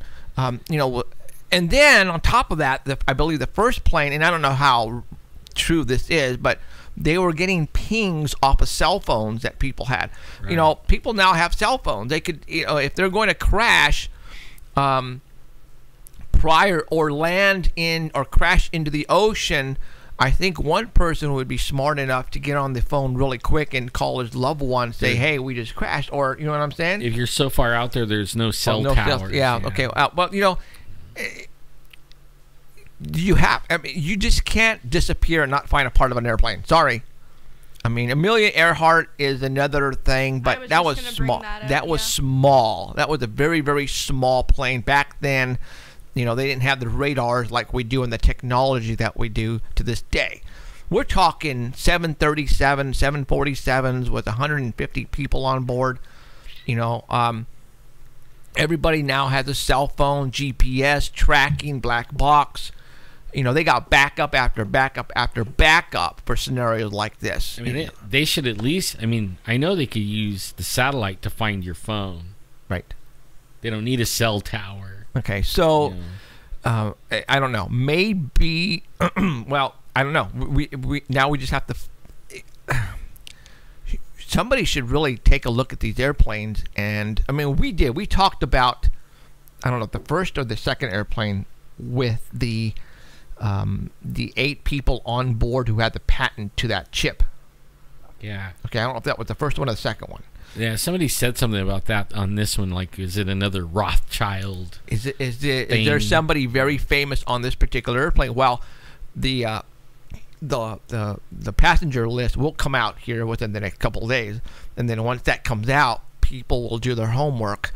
And well, I think it was mostly I forgot, but it was a majority of one culture. There were some South Koreans, a French who was the co-pilot, and then a British guy. I don't think there were any Americans on that plane. But if I read it correctly, I think that's what it was. Okay, well, let's find out if there was anybody with significance on that plane that you mentioned. And let's see what happens. I mean, that's the other one, the North Koreans. You think they're going to shoot a rocket at us? No. I don't think so. They're out of their freaking mind if they do. Well, because it's like, not to piss anybody off, but the whole little man complex, like, he's probably this tall going up America who's like that. I mean, it's just you. Well, he said he was also going to bomb the White House. I'd like to see that happen. Okay, but you know what I mean? Like, we have so much more technology. We're so far ahead, at least as far as we know, than they are. We freaking, I mean, most of the weapons they have is from us. That's true. And you know, we're not selling them what we use today. No. We're selling them old junk that we don't even, that we could bomb easy or pop right in the air if we want. You know? Yeah, it's like taking a knife to a gunfight. You just don't do it. Right. Yeah. And again, he's just talking out of his, you know what? You know what? Now the way things are looking, I don't know if North Korea had anything to do with the Sony hack. Yeah, I don't think so either. You know, I think it was all an inside job, somebody who got fired. I think it may have just been promoting. You know what? People were thinking about that too. Because look at how much publicity that movie has gotten now because of it. Now, even though the movie's complete crap. Now, and they started bootlegging it like immediately. Well, bootlegging is not going to get them money though. Yeah, okay. But it's publicity. Well, no, they gave it out for free. Yeah. Okay. But it creates revenue. It does. It really does. Okay. Well, and somebody said, could this be the, you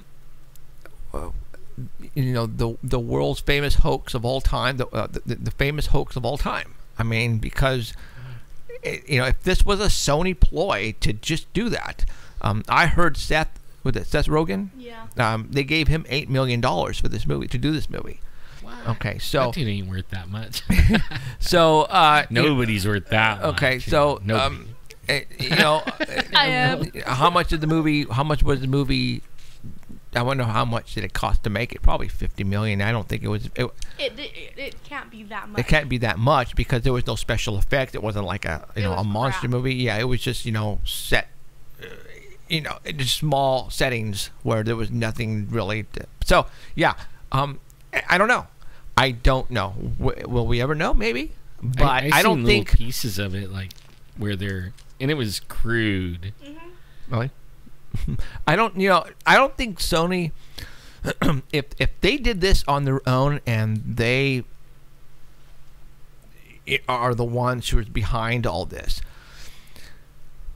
if it finally came out and people knew it was a hoax, would the people go back at Sony and say, screw you, I'm never going to see another movie again? No. Okay, exactly. Screw you, am I ever going to buy an Xbox or whatever, they're good for, Sony, games or whatever? No. They're going to go, you got us. So it could be very well a ploy to have people see it. That's a really tasteless ploy. I mean, it got two governments going back and forth, and now we look like fucking, sorry, buzz me out, beep, bullshit. Right. Because, shut up. Because, I mean, we come off as this giant type bully accusing another country, like, you're doing this and da-da-da-da-da, when it's not even. Well, then it's Sony's, Then Sony can get in a lot of trouble. Or who's ever doing it. There is that anonymous. Could the government? Well, Sony is Japanese, right? I don't know. Who owns Sony? I think so. Okay, then, is this a ploy? Is this a ploy to cause a world war? Is it cause? Between two countries? Is that the only reason is? I even ask is because I've been looking for the thing that they're going to use to not have the next election. Martial law? Yeah, I mean. Oh God! I swear, once that happens, people are going to be pissed. No, it's not. He can't. You'd have the rioters now would look like nothing compared to what would happen. Man, the rioters haven't stopped either. Oh, they're full of crap. I can't stand it. It really is getting ridiculous. It's complete BS. Well, I think what would cause a martial law to occur is not necessarily rioters. I mean, the grid could go down. It would make them look small. We would be up in arms. Yeah. Yeah, but not if, what I was saying is, what if it's just a big ploy and the dude does send a rocket and we don't shoot it down? You know what I mean? What if he does, and they say they did everything, but only now they have to put everybody under a curfew and martial law and all that, and that was the thing that did it. It was just the stupid little dude that they bought off in the first place. That he's just following their orders. The UN. So if North Korea, North Korea, right? Yeah. If he were to send a missile, where would it likely hit? Would that be the East Coast? I'm not sure. Maybe, but only I know that he has them. The ones he has can make it here if we don't shoot it out, which we could. I'm thinking we could shoot it out. Man, they can, because Israel has their Iron Curtain, and those guys have been lobbing missiles at them daily, and hardly any of them hit in Israel because they've been shooting them out of the sky. If it didn't get shot down, that would be on our government for not doing its job. Yeah, but only they've been arming our cops and militarizing everything. They're getting ready for something. Oh, something, yeah. I'm just looking for what is it? Did they get the race? Is it going to be a combination of things, like the race thing, or is it going to be? Well, the media. I mean, if we want to go into race, I honestly don't care what color you are. Me either. But the whole race thing, they're feeding that fire. Yeah, media, they are. They show you what you want to see. And that goes for any media outlet. Mm-hmm. I mean, we've talked about Fox News on here, and that's 86% propaganda and lies and stuff like that. So they're going to feed you what they want you to think or how they want you to feel. It's kind of funny. You could watch the white news or whatever, where it feeds you the stuff to get you mad at the blacks. Or you can watch the other news where they're feeding you the stuff to where you be mad at the whites. It's just ridiculous. And if people actually took the time and quit being primed by this news channel, it would be so much easier just to sit down and talk to people. Yeah. And I've said it before and I'll say it again on Facebook and stuff like that. The way things are going and how ignorant people, and I'm not talking about one side or the other. I'm talking about both sides. It's so hard to stay biased in it. because you get shit from both sides. Yeah. Edit me out again. Sorry, I'm cussing. This is a really heated topic for me, but because I'm a crim student. So, I mean, I'm getting thrown in a group that I don't like being thrown in, and the ones of us that are being thrown in that group, we retaliate by throwing them in a group, and that's not how it should be. Like I said, it's so hard to stay unbiased right now just because of things the 2 officers that were shot as livid. So right now, it's just like, you know what, if that's the way, they're going about it the whole wrong way. And it may be because I wasn't born that way. I didn't have that trouble growing up or any type of struggle that they're going through, or whether or not they are or not. But this is how I see it. Mind you, I am open-minded, but at the same time, the way they're retaliating about it, I'm done. I'm like, you know what? I will side with law enforcement, and maybe that's just my criminology speaking, or from what I've seen from people. Well, I'm at the point, like, when I was growing up, in one of the guys in my neighborhood, my very, very best friend, we started a business together. He was a black guy. And, I mean, we did everything together for years. And then his dad got sick, and he had to move to L.A. and run his dad's carpet business. And I haven't seen him, but we did everything.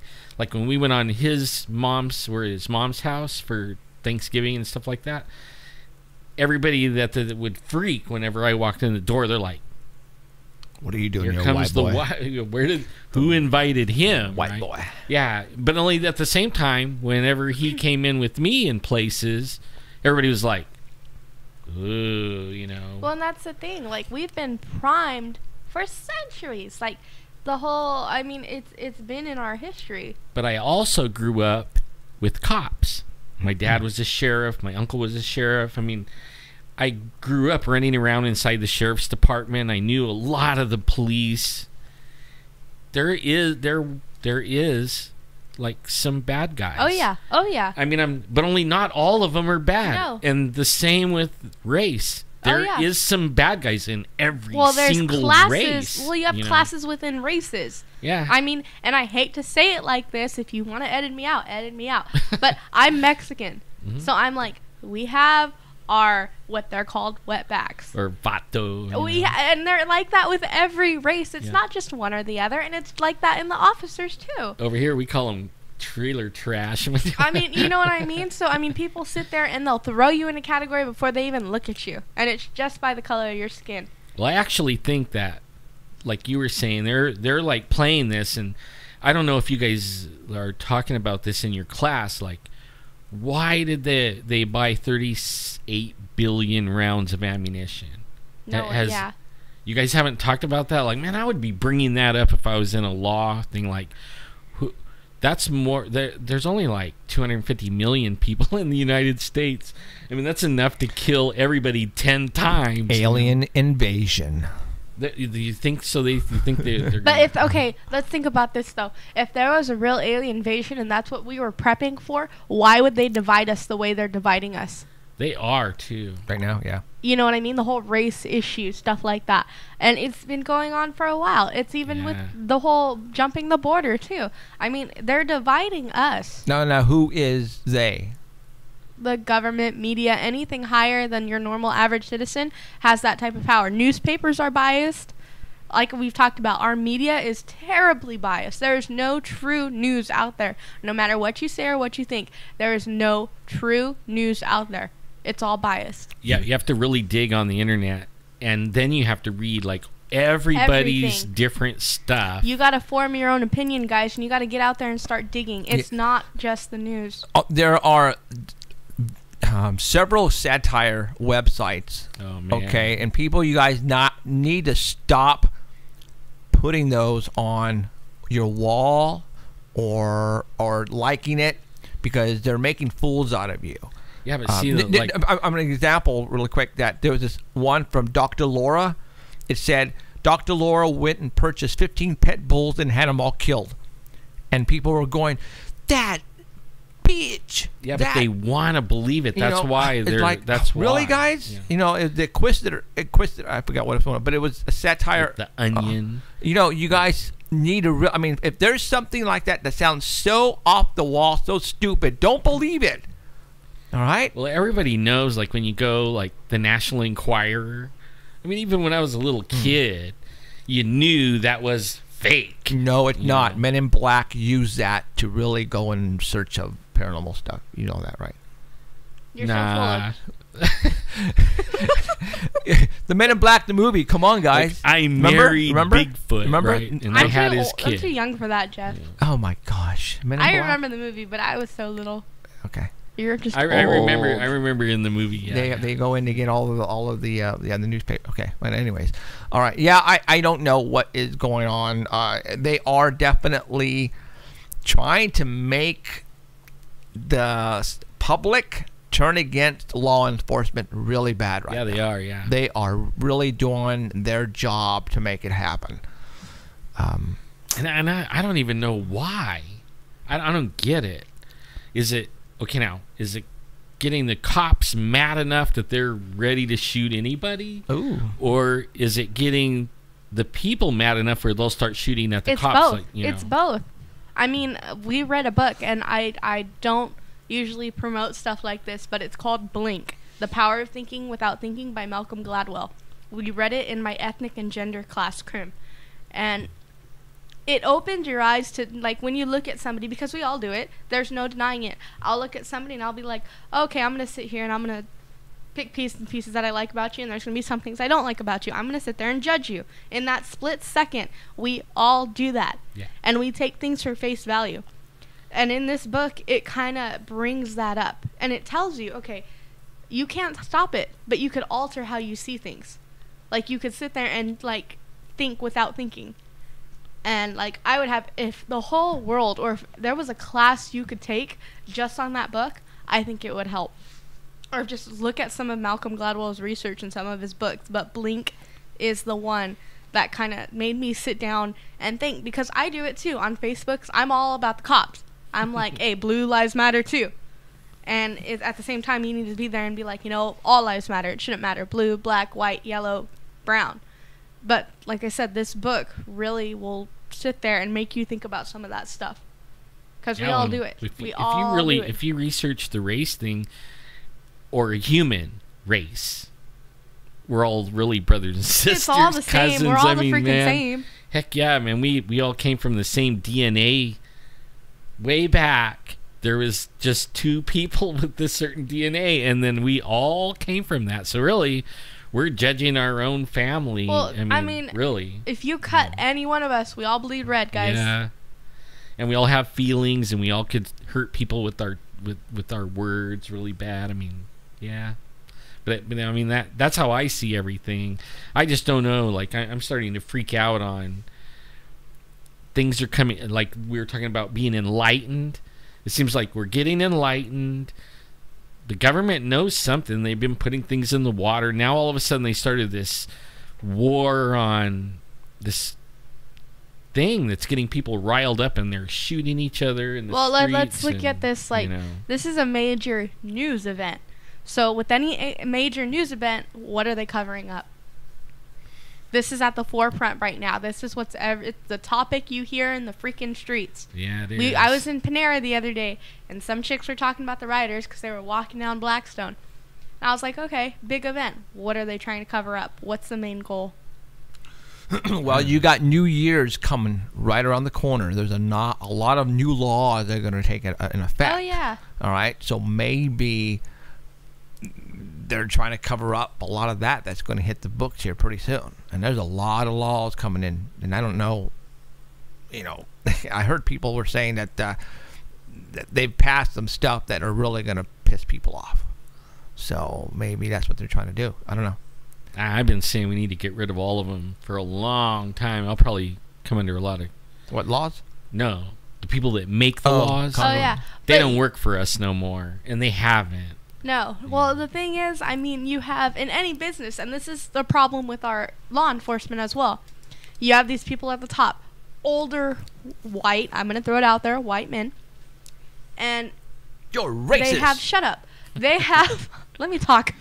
They have that mindset. I mean, they're from an older generation. My grandfather has that same stance. My grandfather is very racist.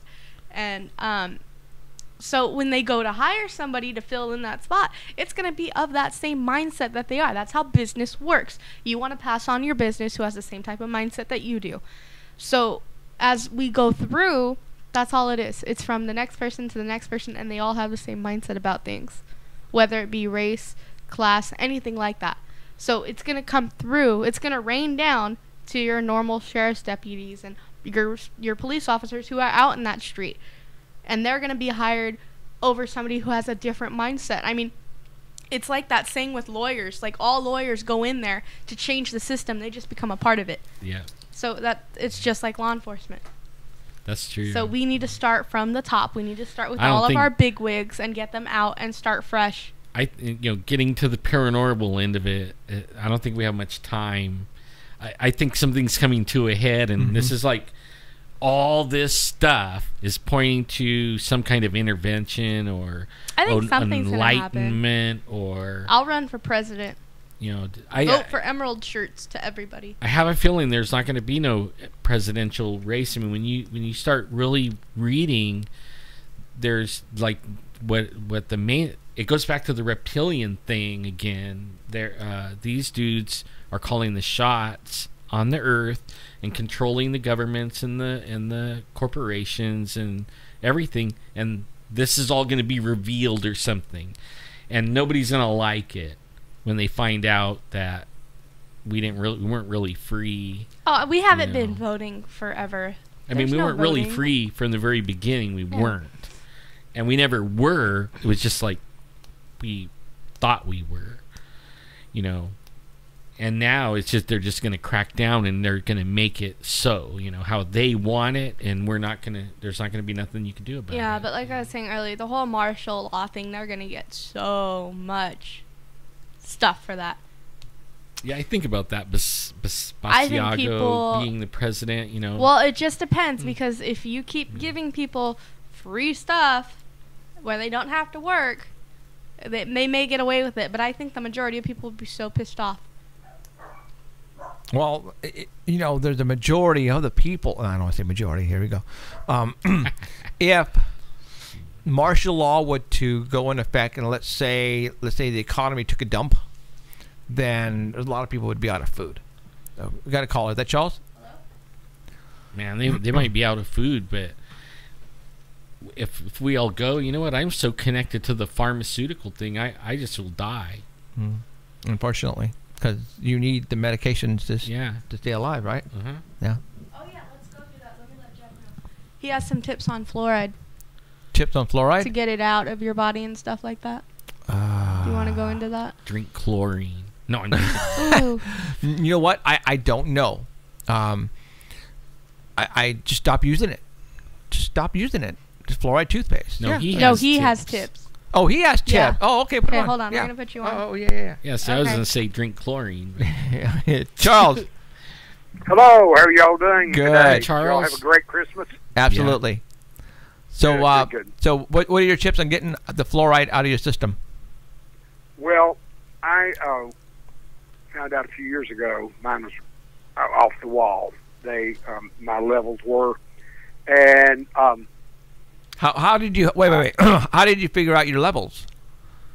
Well, there's a guy at the University of Georgia that in the School of Dentistry that is doing studies on it, and I sent fingernail clippings, and I sent 3 different times, and in just a short time I got my level down.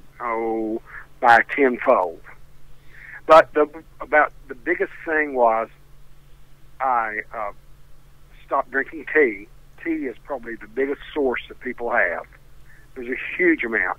1 tea bag has more than a gallon of city water. Okay, tea. You mean the bottled tea already, or bags of tea? Bags of tea, bottled tea, any tea, and then you're using city water to make it. You've got the fluoride that's in the water, and then the tea plant absorbs fluoride. There's fluoride in the soil, and certain things incorporate it a lot more easily than others. Plus, there's a lot of pollution in India, and they have in Sierra Leone where a lot of it's grown. And if they do any irrigation, a lot of times they irrigate with city water, which is, guess what, fluorinated. Well, one of the things to do is you want to be slightly acidic. You do not, if you eat a low protein diet. In India, there are a lot of people that have what's called fluoridosis, which is when it's accumulated in your skeleton, and they'll be deformed and have gnarled up bodies and things like that. They'll have kyphosis and other representations. Well, they eat a very high carbohydrate diet that very little animal food, and that's what causes it. The other thing that helps a whole lot is trying to limit your halides in your diet. Fluoride is a halide, and so is chlorine.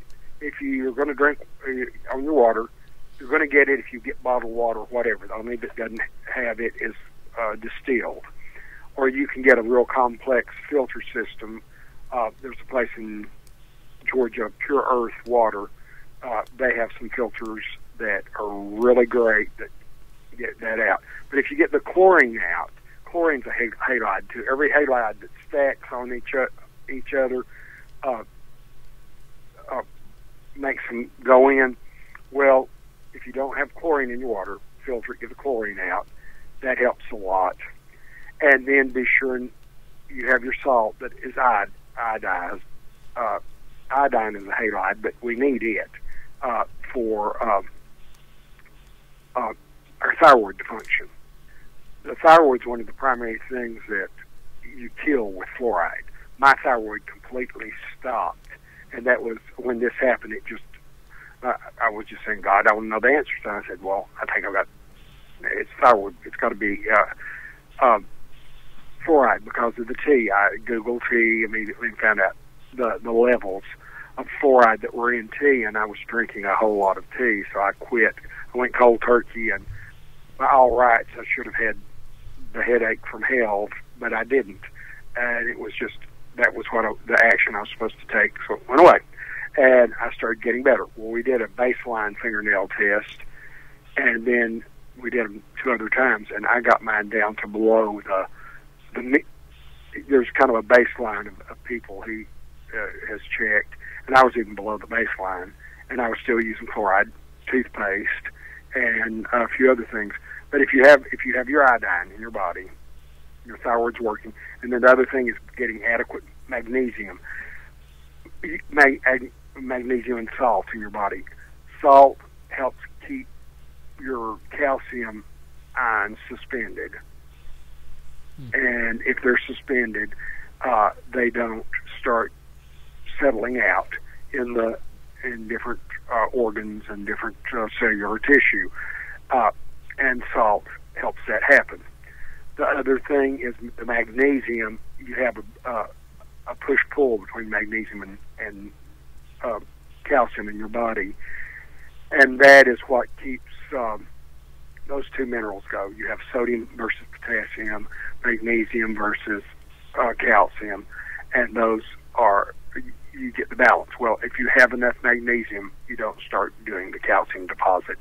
So I upped my magnesium, and I made sure I got plenty of salt and iodized salt, and then started taking thyroid hormone. And we had a big night, not just overnight, come up on my thyroid, and they thought I had cancer. I mean, while they were doing the test, the tech said, go down to your doctor's office and wait. You're going to have to talk to him. There's something that's urgent. And that really was, they don't tell you that. They usually say, ask your doctor what's wrong. They directed me instantly down there, get down, biscuit. So I got my levels down, and I feel wonderful now. But they did 2 bone scans, too. One of the bone scans, I showed real high density. But then they did a bone scan for calcium, and I was missing on calcium. And what had happened, the fluoride had started going into my skeleton. We've got it out now, and my skeleton's normal. That was like 2 years ago. But the way to keep it from going, and in a lot of the processed food, like say you drink a Coke, they make the Coke in a factory, and guess what? They're going to use. They might filter the water, but they're going to be using local water, that city water. The fluoride's going to go on top of it. And you get breakfast cereal. When they make the breakfast cereal, or do processed food at a factory, they guess what they could use? They use the fluoride water in the city to do the cooking of the products and everything like that. So you can't really get it all away from you unless you drink distilled water and are very, very careful with your food and have stuff that is grown only with rainwater. And none of us can do that. But the best, then, other than that, the way to really keep yourself protected is to make sure that you have an acidic body. This crap these people are saying, oh, alkalize. They don't know what they're talking about. You've got to have acid to digest your food. Your stomach is like a pH of 2.2. Your blood's got to be about 7, which is neutral. And if you go alkaline, you have alkalosis, and you don't want acidosis. You want your blood just flat. And then your skin's supposed to be like a pH of 4.5 to 5, and that prevents the germs from growing. It's called the acid mantle. And you go from there, but you can, without going real hinky and crazy on it, you can get a lot of the stuff out of the way. And I'm as intuitive as anybody alive now. That didn't go away, but it's gotten better since I've knocked this out. But I was an avid tea drinker, and it doesn't matter if it's green tea, black tea. Green tea has a little bit less. But they're the same plant. It's just the way they process it a little bit differently. They pick it off and steam it just for a few seconds and then crumble the leaves. Okay. The black tea, they steam it longer and do a little bit of an aging process. But even tobacco smoke has it and everything. All right. Hey, I appreciate the information there, Charles. Yeah, I mean, we talk about fluoride a lot, and we just never really talked about how to get rid of it. I would just say, stop taking it, or if you can. You can't. I know you can't. It's in. But go through the foods, right, and you'll be shocked. The fluoride levels in the foods. But if you are not getting sufficient protein and a few other things, you'll incorporate it into your body a lot faster. And if you have sufficient calcium and vitamin D and the other things, they will tend to go in because that's what the body's designed to take. Calcium and magnesium and those things, wham, they'll go right where they should. They'll get in front of the line. They'll push their way through. So it's basically having the good to get rid of the bad. Right. Yeah, have all the other minerals. That's the way it is in everything. Right. Yes. Okay. All right, Charles. Thank you very much for the info. Appreciate it. See ya. See ya. Be good and have a great new year ahead. You too. Thank you. Bye-bye. Bye. When he was mentioning tea, what business that we've talked about on this show that serves liquids to everybody that your mom is a freak over? Starbucks. Oh, that's right. Okay. Do they serve a lot of tea in Starbucks? Yeah, they have a section for teas. Okay. They're really good though. Okay. Teas, coffees, I would not be surprised. And we've talked about Starbucks on this show. I believe that is one of the businesses out there that are giving everybody the poisons. I mean, he mentioned teas. Starbucks is just one of those that's crazy for teas and coffees and. I still go there, so I go there rarely though. I'm not there. Not like your mom. Your mom lives there, huh? Sorta. Yeah, there's a lot of people. Still cool. There's a lot of people who cannot start the day without a Starbucks. Simple like the as Lego that. Movie. Seriously, exactly. Yeah, no, that's their song. Starbucks, and you guys are probably going,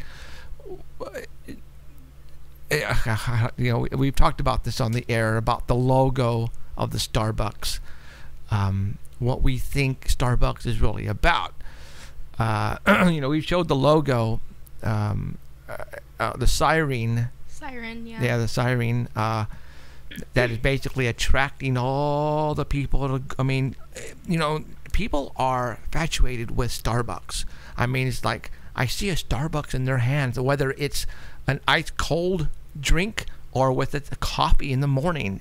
You know, I can see their faces walking out of Starbucks, smiling. Yeah, I got my It's Starbucks. like a social thing, I think. Well, some people can't function without a Starbucks. And that's where I'm going with this. What if the purpose of Starbucks, because there are, I mean, Get you wherever you look, addicted. you are addicted. You are. I mean, do you think your mom could go for a week without Starbucks?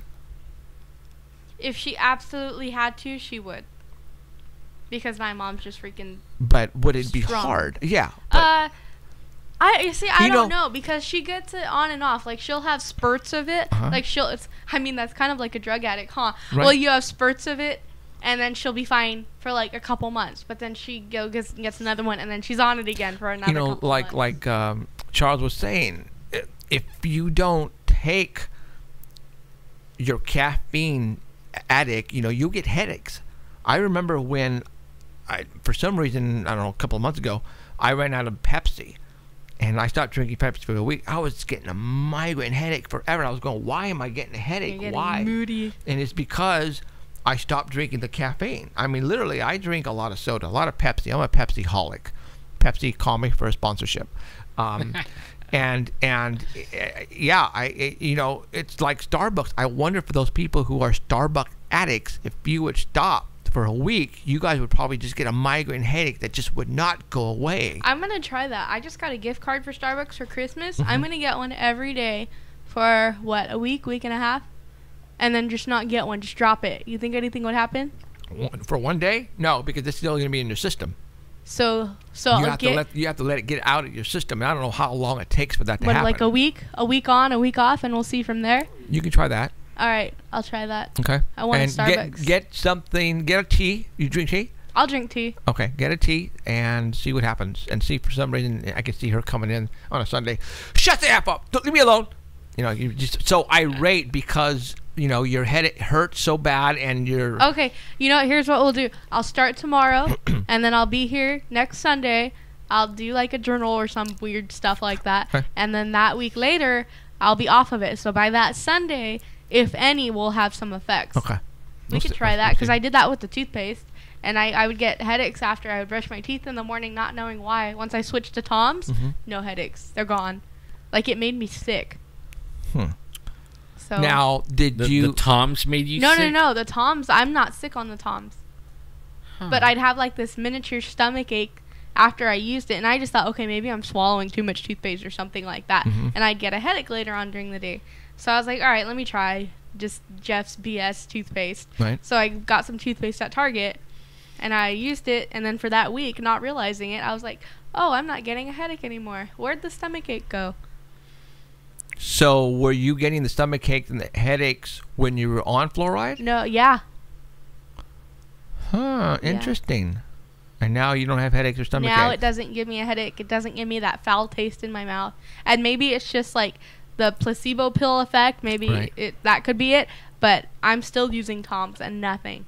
So I'm thinking it might have been the fluoride. And yeah, I do end up swallowing a lot of toothpaste. But Well, with you using the fluoride and you drinking a lot of tea, you were getting like double the dose.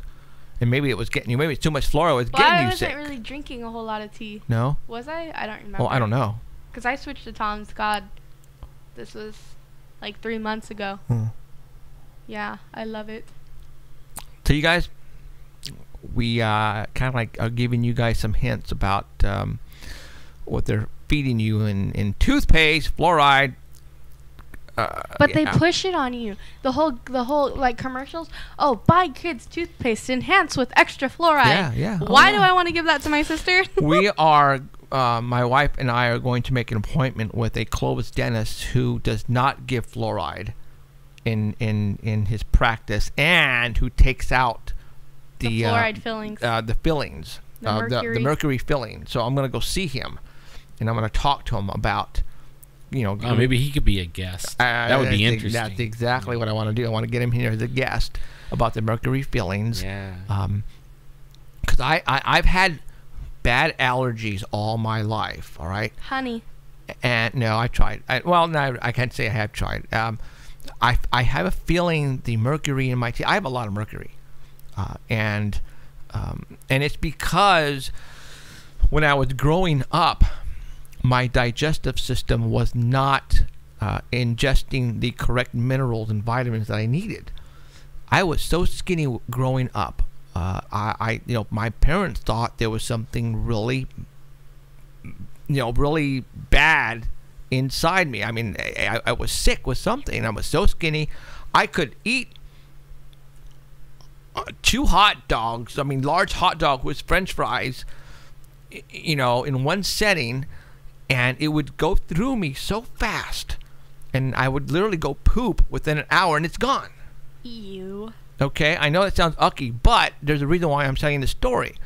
Is they took me to doctors everywhere, to Mexico, to the United States, trying to figure out. I mean, it was unbelievable. I remember we were in Mexico, because sometimes if you go to Mexico, sometimes they have gimmicks and gadgets that could work, right? Well, they gave you this stuff to drink, and then they were going to do a look at your inside, how it. Okay, I told the guy who was going to give it to me, I bet you if I drink this, I bet you I could poop it out in 15 minutes. And so I drank it. It was ugh. And what I did is I started walking really fast, literally almost jogging back and forth down the aisle and where we were at the clinic. And I did that really fast. And they put me in, and they sat me down in the whatever they were looking, the X-ray or whatever, and it went through my system already because of the exercising I was doing. And they were going like the Flash. They were going, whoa, because we've never seen anybody. Because you literally have miles of intestines, right? Well, that's how fast, and it was not breaking down. When I would eat foods, it would not break down the appropriate vitamins and minerals you needed to, and that's the reason why I had a lot of cavities. And I didn't have the right vitamins and minerals in my system to prevent the cavities, and among other things, I couldn't gain weight until one day. We went to a doctor, and he gave me these pills called pancreas pills. Pancreas. So I started taking those before I ate every meal. Boom, I gained weight like that. What it was is my pancreas was not digesting, was not sending out or not digesting the food correctly. It secretions, it gives you a secretion, and it breaks down the foods. My pancreas was not doing it, and that's all it was. So he gave me these pills that gave me the breakdown that needed to break down the foods, and I started gaining weight so fast. It was incredible. And the reason why I'm saying this is because there's probably a lot of people out there who have kids or who have young adults or even adults who are so skinny, and if you guys have tried everything to make this guy gain weight, go and purchase. Actually, it's over the counter. They're actually vitamins. That's all they are. And it's pancreas. Just punch in pancreas vitamins, supplements, and that's all you need to get. They're cheap. They're like $12 for a bottle. Do they have any side effects, though? No. Yeah, you gain weight. Gain weight. I'm thinking of my great-grandfather. Well, he has a thyroid issue, though. It's not his digestion. No. But he's skinny. Is he? It allows your food to digest the appropriate way and to break down the vitamins and minerals that you need. That's what my problem was growing up, and I know there's probably got to be a lot of people out there who have the same problem as I did, and have it to this day maybe. And you tried everything. Take these. These will not. You don't have to go see a doctor. There's a guy at work who is like probably in his late 30s, early 40s. We were just talking, and I told him, I go because he was really skinny, right? He's a black guy, really skinny, and he's holding up his pants, and and I don't know how we came across talking about this, but he says, dude, he goes, I can eat and eat and eat and I don't gain weight, and even my wife hates it. And I told him about these pills, so he finally went and got them. I don't know if he got them yet or not, but I suggest for those people, even if you have kids. I remember when I was in LA, Los Angeles, working for a company installing intercom systems in schools. I just remember seeing a child inside the nurse's office. You know how when kids are on medication, they come into the nurse's office to get the medication, and the nurse gives it to them, and then they go back in. She opened up a bottle, and it had the pancreas, the same one that I was taking. I was tripping out because, here's a second grader who was really skinny taking exactly what I was taking. And it's like it took me probably 20 years to figure out what I needed to finally. So there you go. If you know somebody who is in dire need to gain weight, who eats food and it goes through them like butter, this is what you need to get, and I guarantee you it will work. All right. So there you go.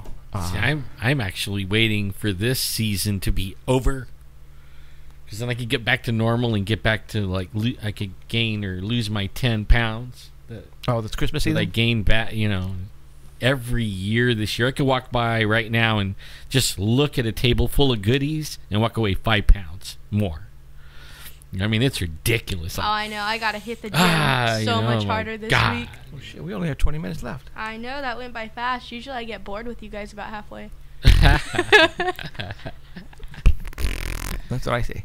I probably missed you. I've been gone for a while. You have been gone for a while. You have been sick. You better stop being sick. I wonder what the sick is. Sick in the head. Is it the water, or is it what they're spraying in the air? Oh, it's the fluoride. It's the cold. It's not. I don't eat that. Well, I don't know. I get sick bad once every winter. So it's like usually I end up getting strep throat. I haven't gotten it yet, knock on wood, but that was me. I knocked on wood. Come on, Jeff. He's like, what? No, it's normal for me. I get sick every winter real bad. My mom does too, so it might be hereditary.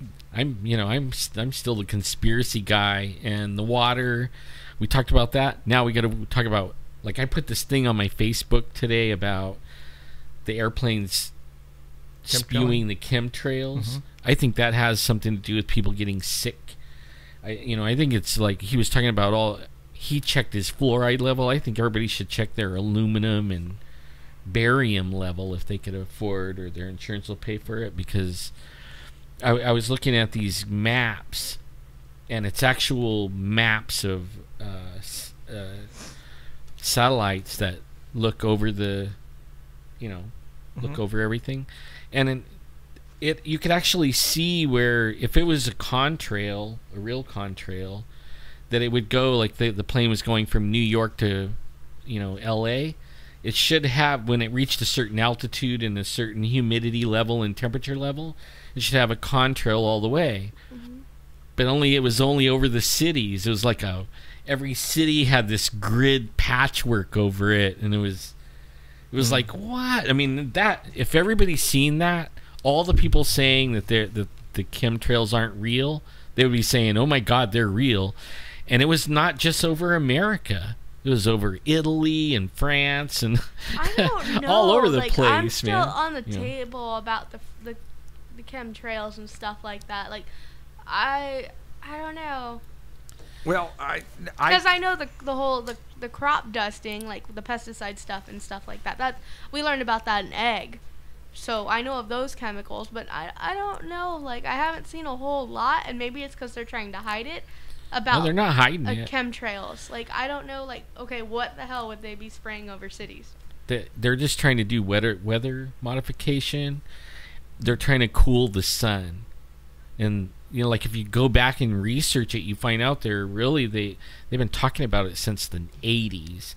The sun is getting too hot. There's global warming, and they're trying to stop global warming. And actually, there's some research and studies that came out and said they did already stop it. It is they've stabilized the environment by doing that. But what else are they doing?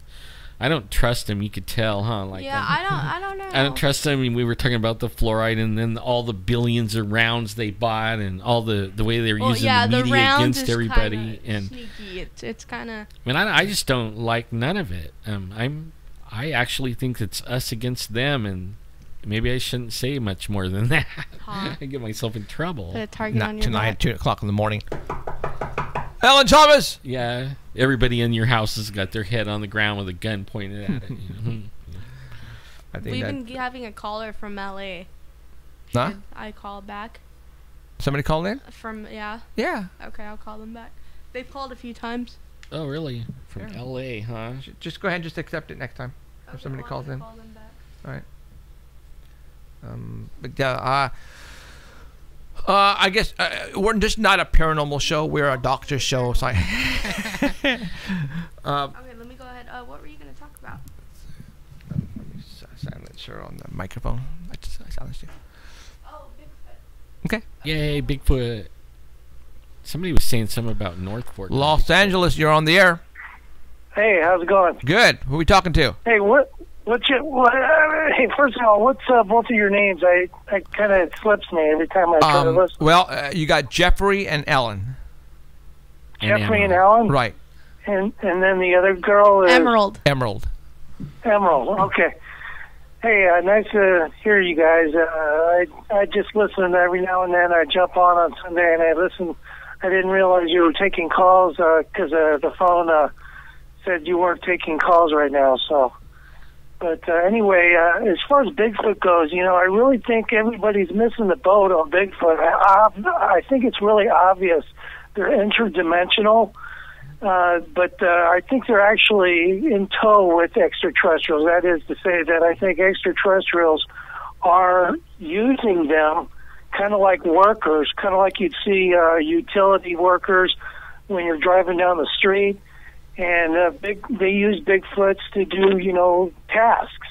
And, when people come around, they're obviously got extraterrestrials on their side so they can basically beam them up at any which point they run into an issue. And when people say they see them feeding and stuff like that, I think they're actually just collecting,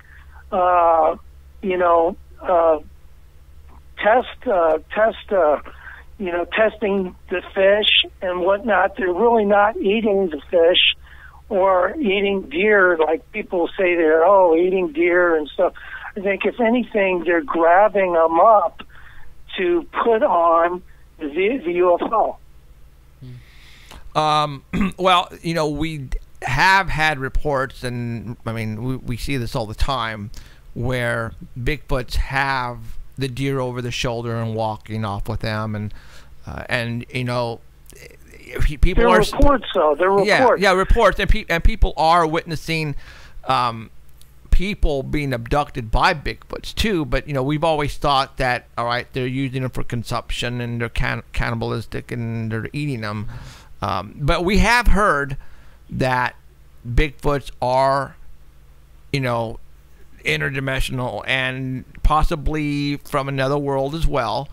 Because we've had reports of Bigfoot sightings and then soon after UFOs in the same area.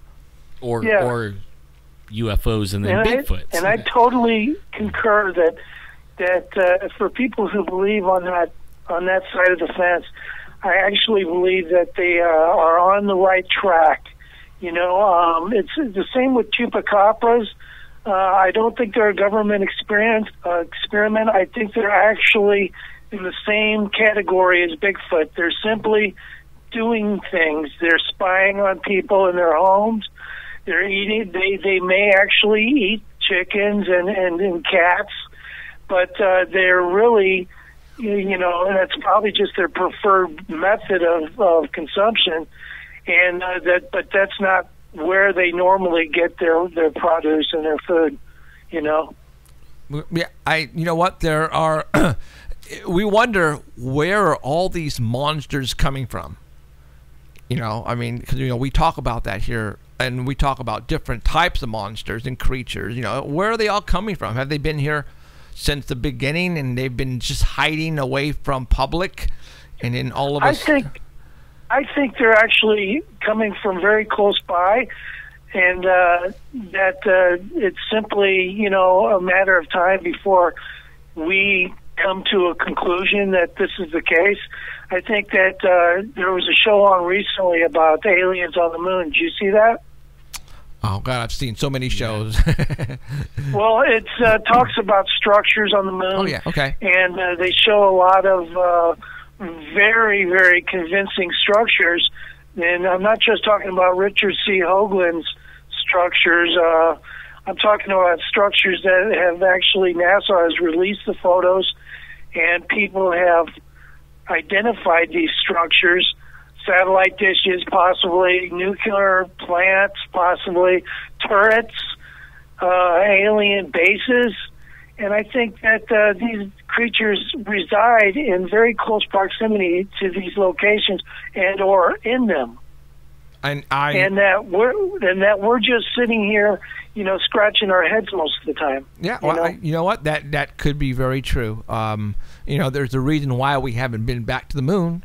Maybe, you know, we know what's there and they don't want us back up there. So, yeah, I understand where you're coming from. I think, you know, a lot of what you said could be true. But until we actually get a body, if we can get a body, like if you say they're interdimensional, you know, that's not going to happen. That's exactly what I'm saying. Okay. That will not happen. They are protected. Just like, you know, straight out of Star Trek, they are completely protected. Yes, there's an obvious chance that something could go wrong and we could accidentally actually shoot one, and, you know, without them being protected. But I believe they're under guard. And as far as Emerald's opinion about the news media, I believe that she's right, but I wish she wouldn't have just, you know, thrown the book at Fox News, because CNN's just as bad. Oh, no, that's just an example. I know they're all pretty bad. Yeah, okay. It's a common example. Thanks for taking my call, though, guys. Hey, I appreciate you calling in and listening to us. Thank you. All right, Jeff, Okay. Alan. Have a good, happy New Year. Emerald. Thank you. All right, Okay, bye-bye. see ya. Well, that's not the first time we've heard the interdimensionals, and you know. No, that's so, actually a common theory with Bigfoot. yeah, you know, people would be, you know, witnessing this thing walk, and all of a sudden it disappear, and then all of a sudden reappear again over there. You know, it's like, whoa. So I don't know. You know, I don't know. I think you think they're pretty much physical, right? I do, but I also, like, maybe there's like two types, or 3 types, or 4 types, or 10 types. Like, I've tracked them and be in an open area above the tree line in decomposed gravel or granite, right? And it's like sand, kinda, and track them for half a mile, and then the tracks stop and there's no place for him to go. You know, and then it's like, where did they fly away right there? Yeah. You know. So I mean, yeah, I can't explain that. Right. But I also know that I've seen where they crawled away and did all kinds of stuff biological things do. Yeah. Like poop. You know. All right, let me throw you one. Bigfoot sightings. Yay, Bigfoot. All right, you're We're having talking. a bad connection here. Hello? Hello, you're on the air. Go sound for good. it. Who's this? Hello. I'm on the air. You're on the Yeah. air. Who's this? Oh, okay. Now I was in my backyard the other day. I was letting my dogs run around. What are you? Over my trash what- cans. Texas. Okay. Around, you know. You're in So, you're in Texas. Hi, can you hear me? Excuse me, Hi, Can you speak a bit quieter? Hi, can you hear me?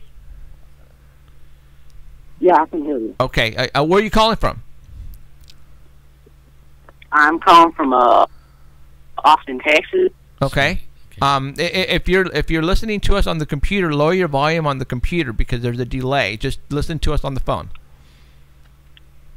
Okay. I muted it on my computer. There you go. Okay, now go ahead and talk. Okay, so I was running around in my backyard, letting my dogs run around. I noticed some movement by the trash can, I look up, I see like an 8-foot tall figure, looks very hairy. Took a look at my dog, I pulled out my gun, and I shot a few shots, and it ran away. And I'm in Texas, so the Bigfoot migrated down here to Texas. Boy, you're breaking up really bad. Yeah. No, shots fired. Excuse me? Yeah, so you took a couple of shots at the Bigfoot? Yeah, I did. He was going to steal my little Labradoodle. So he was going to steal your dog? Yeah, you know, he might have taken back to them moon wizards. We don't want that. My little Labradoodle, my wife made me get a little Labradoodle. I love that little doggy. What kind of gun do you have? Excuse me? What kind of gun do you have? I use a Colt 45. Colt 45. Nice. So you took a couple of shots at it, huh? And it didn't hit it? Yeah, I'm not a good shot. I'm no Willie Nelson.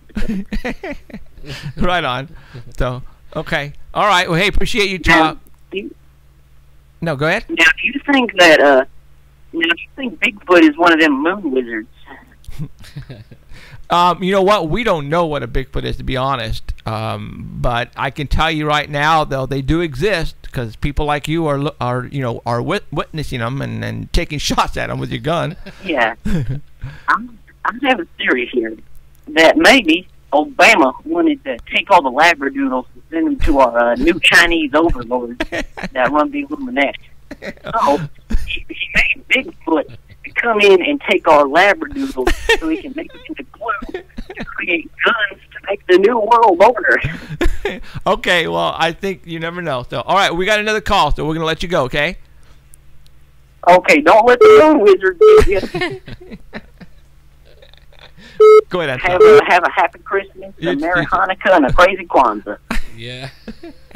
You too. Thank you. Okay, we have a couple of minutes left. We got one more coming up? Go for it. Good night and talk. Go ahead. Switch over if you can.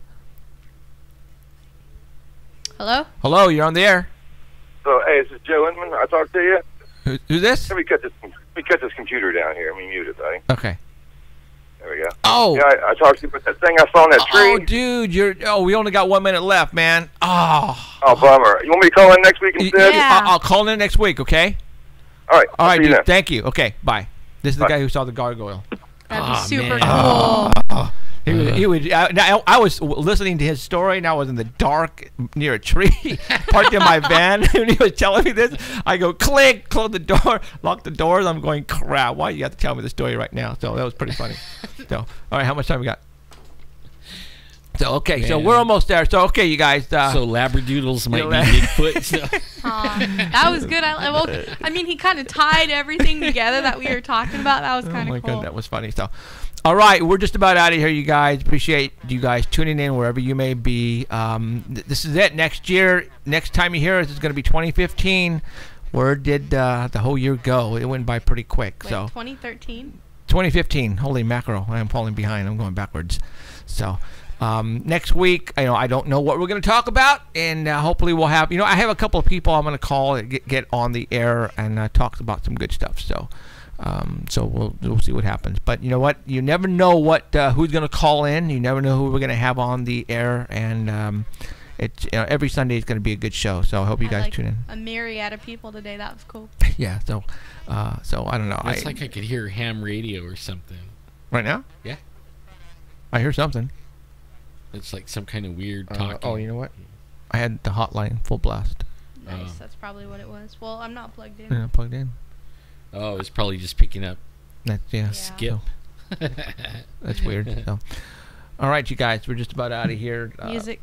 Art Ballot people are telling we are out of here. So for Jeffrey Gonzalez and Emerald Bonilla and Alan Thomas, we wish you a happy New Year, and I hope you have a good New Year. And please stay safe. Okay, we guys see you next Sunday. Bye, guys. Same channel, same location. Bye. You have been listening to Paranormal Central with Jeffrey Gonzalez and Alan Thomas, broadcasting worldwide at paranormalcentral.net and on artbell.com. Stay tuned for next time. remember to keep your eyes to the skies. And we hope you witness something you cannot explain. I'm looking for you.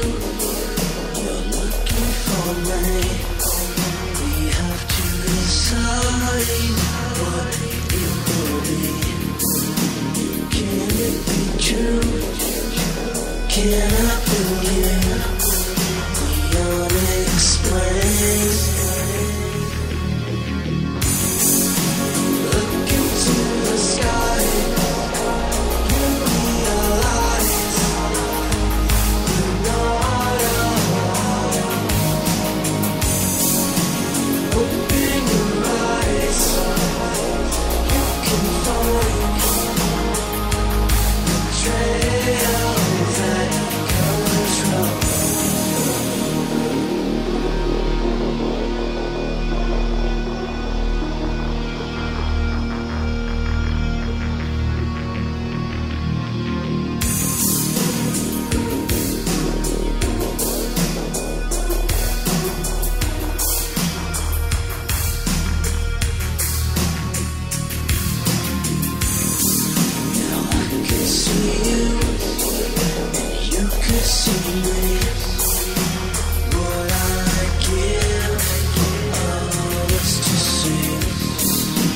Yes, it's true. Yes, I believe.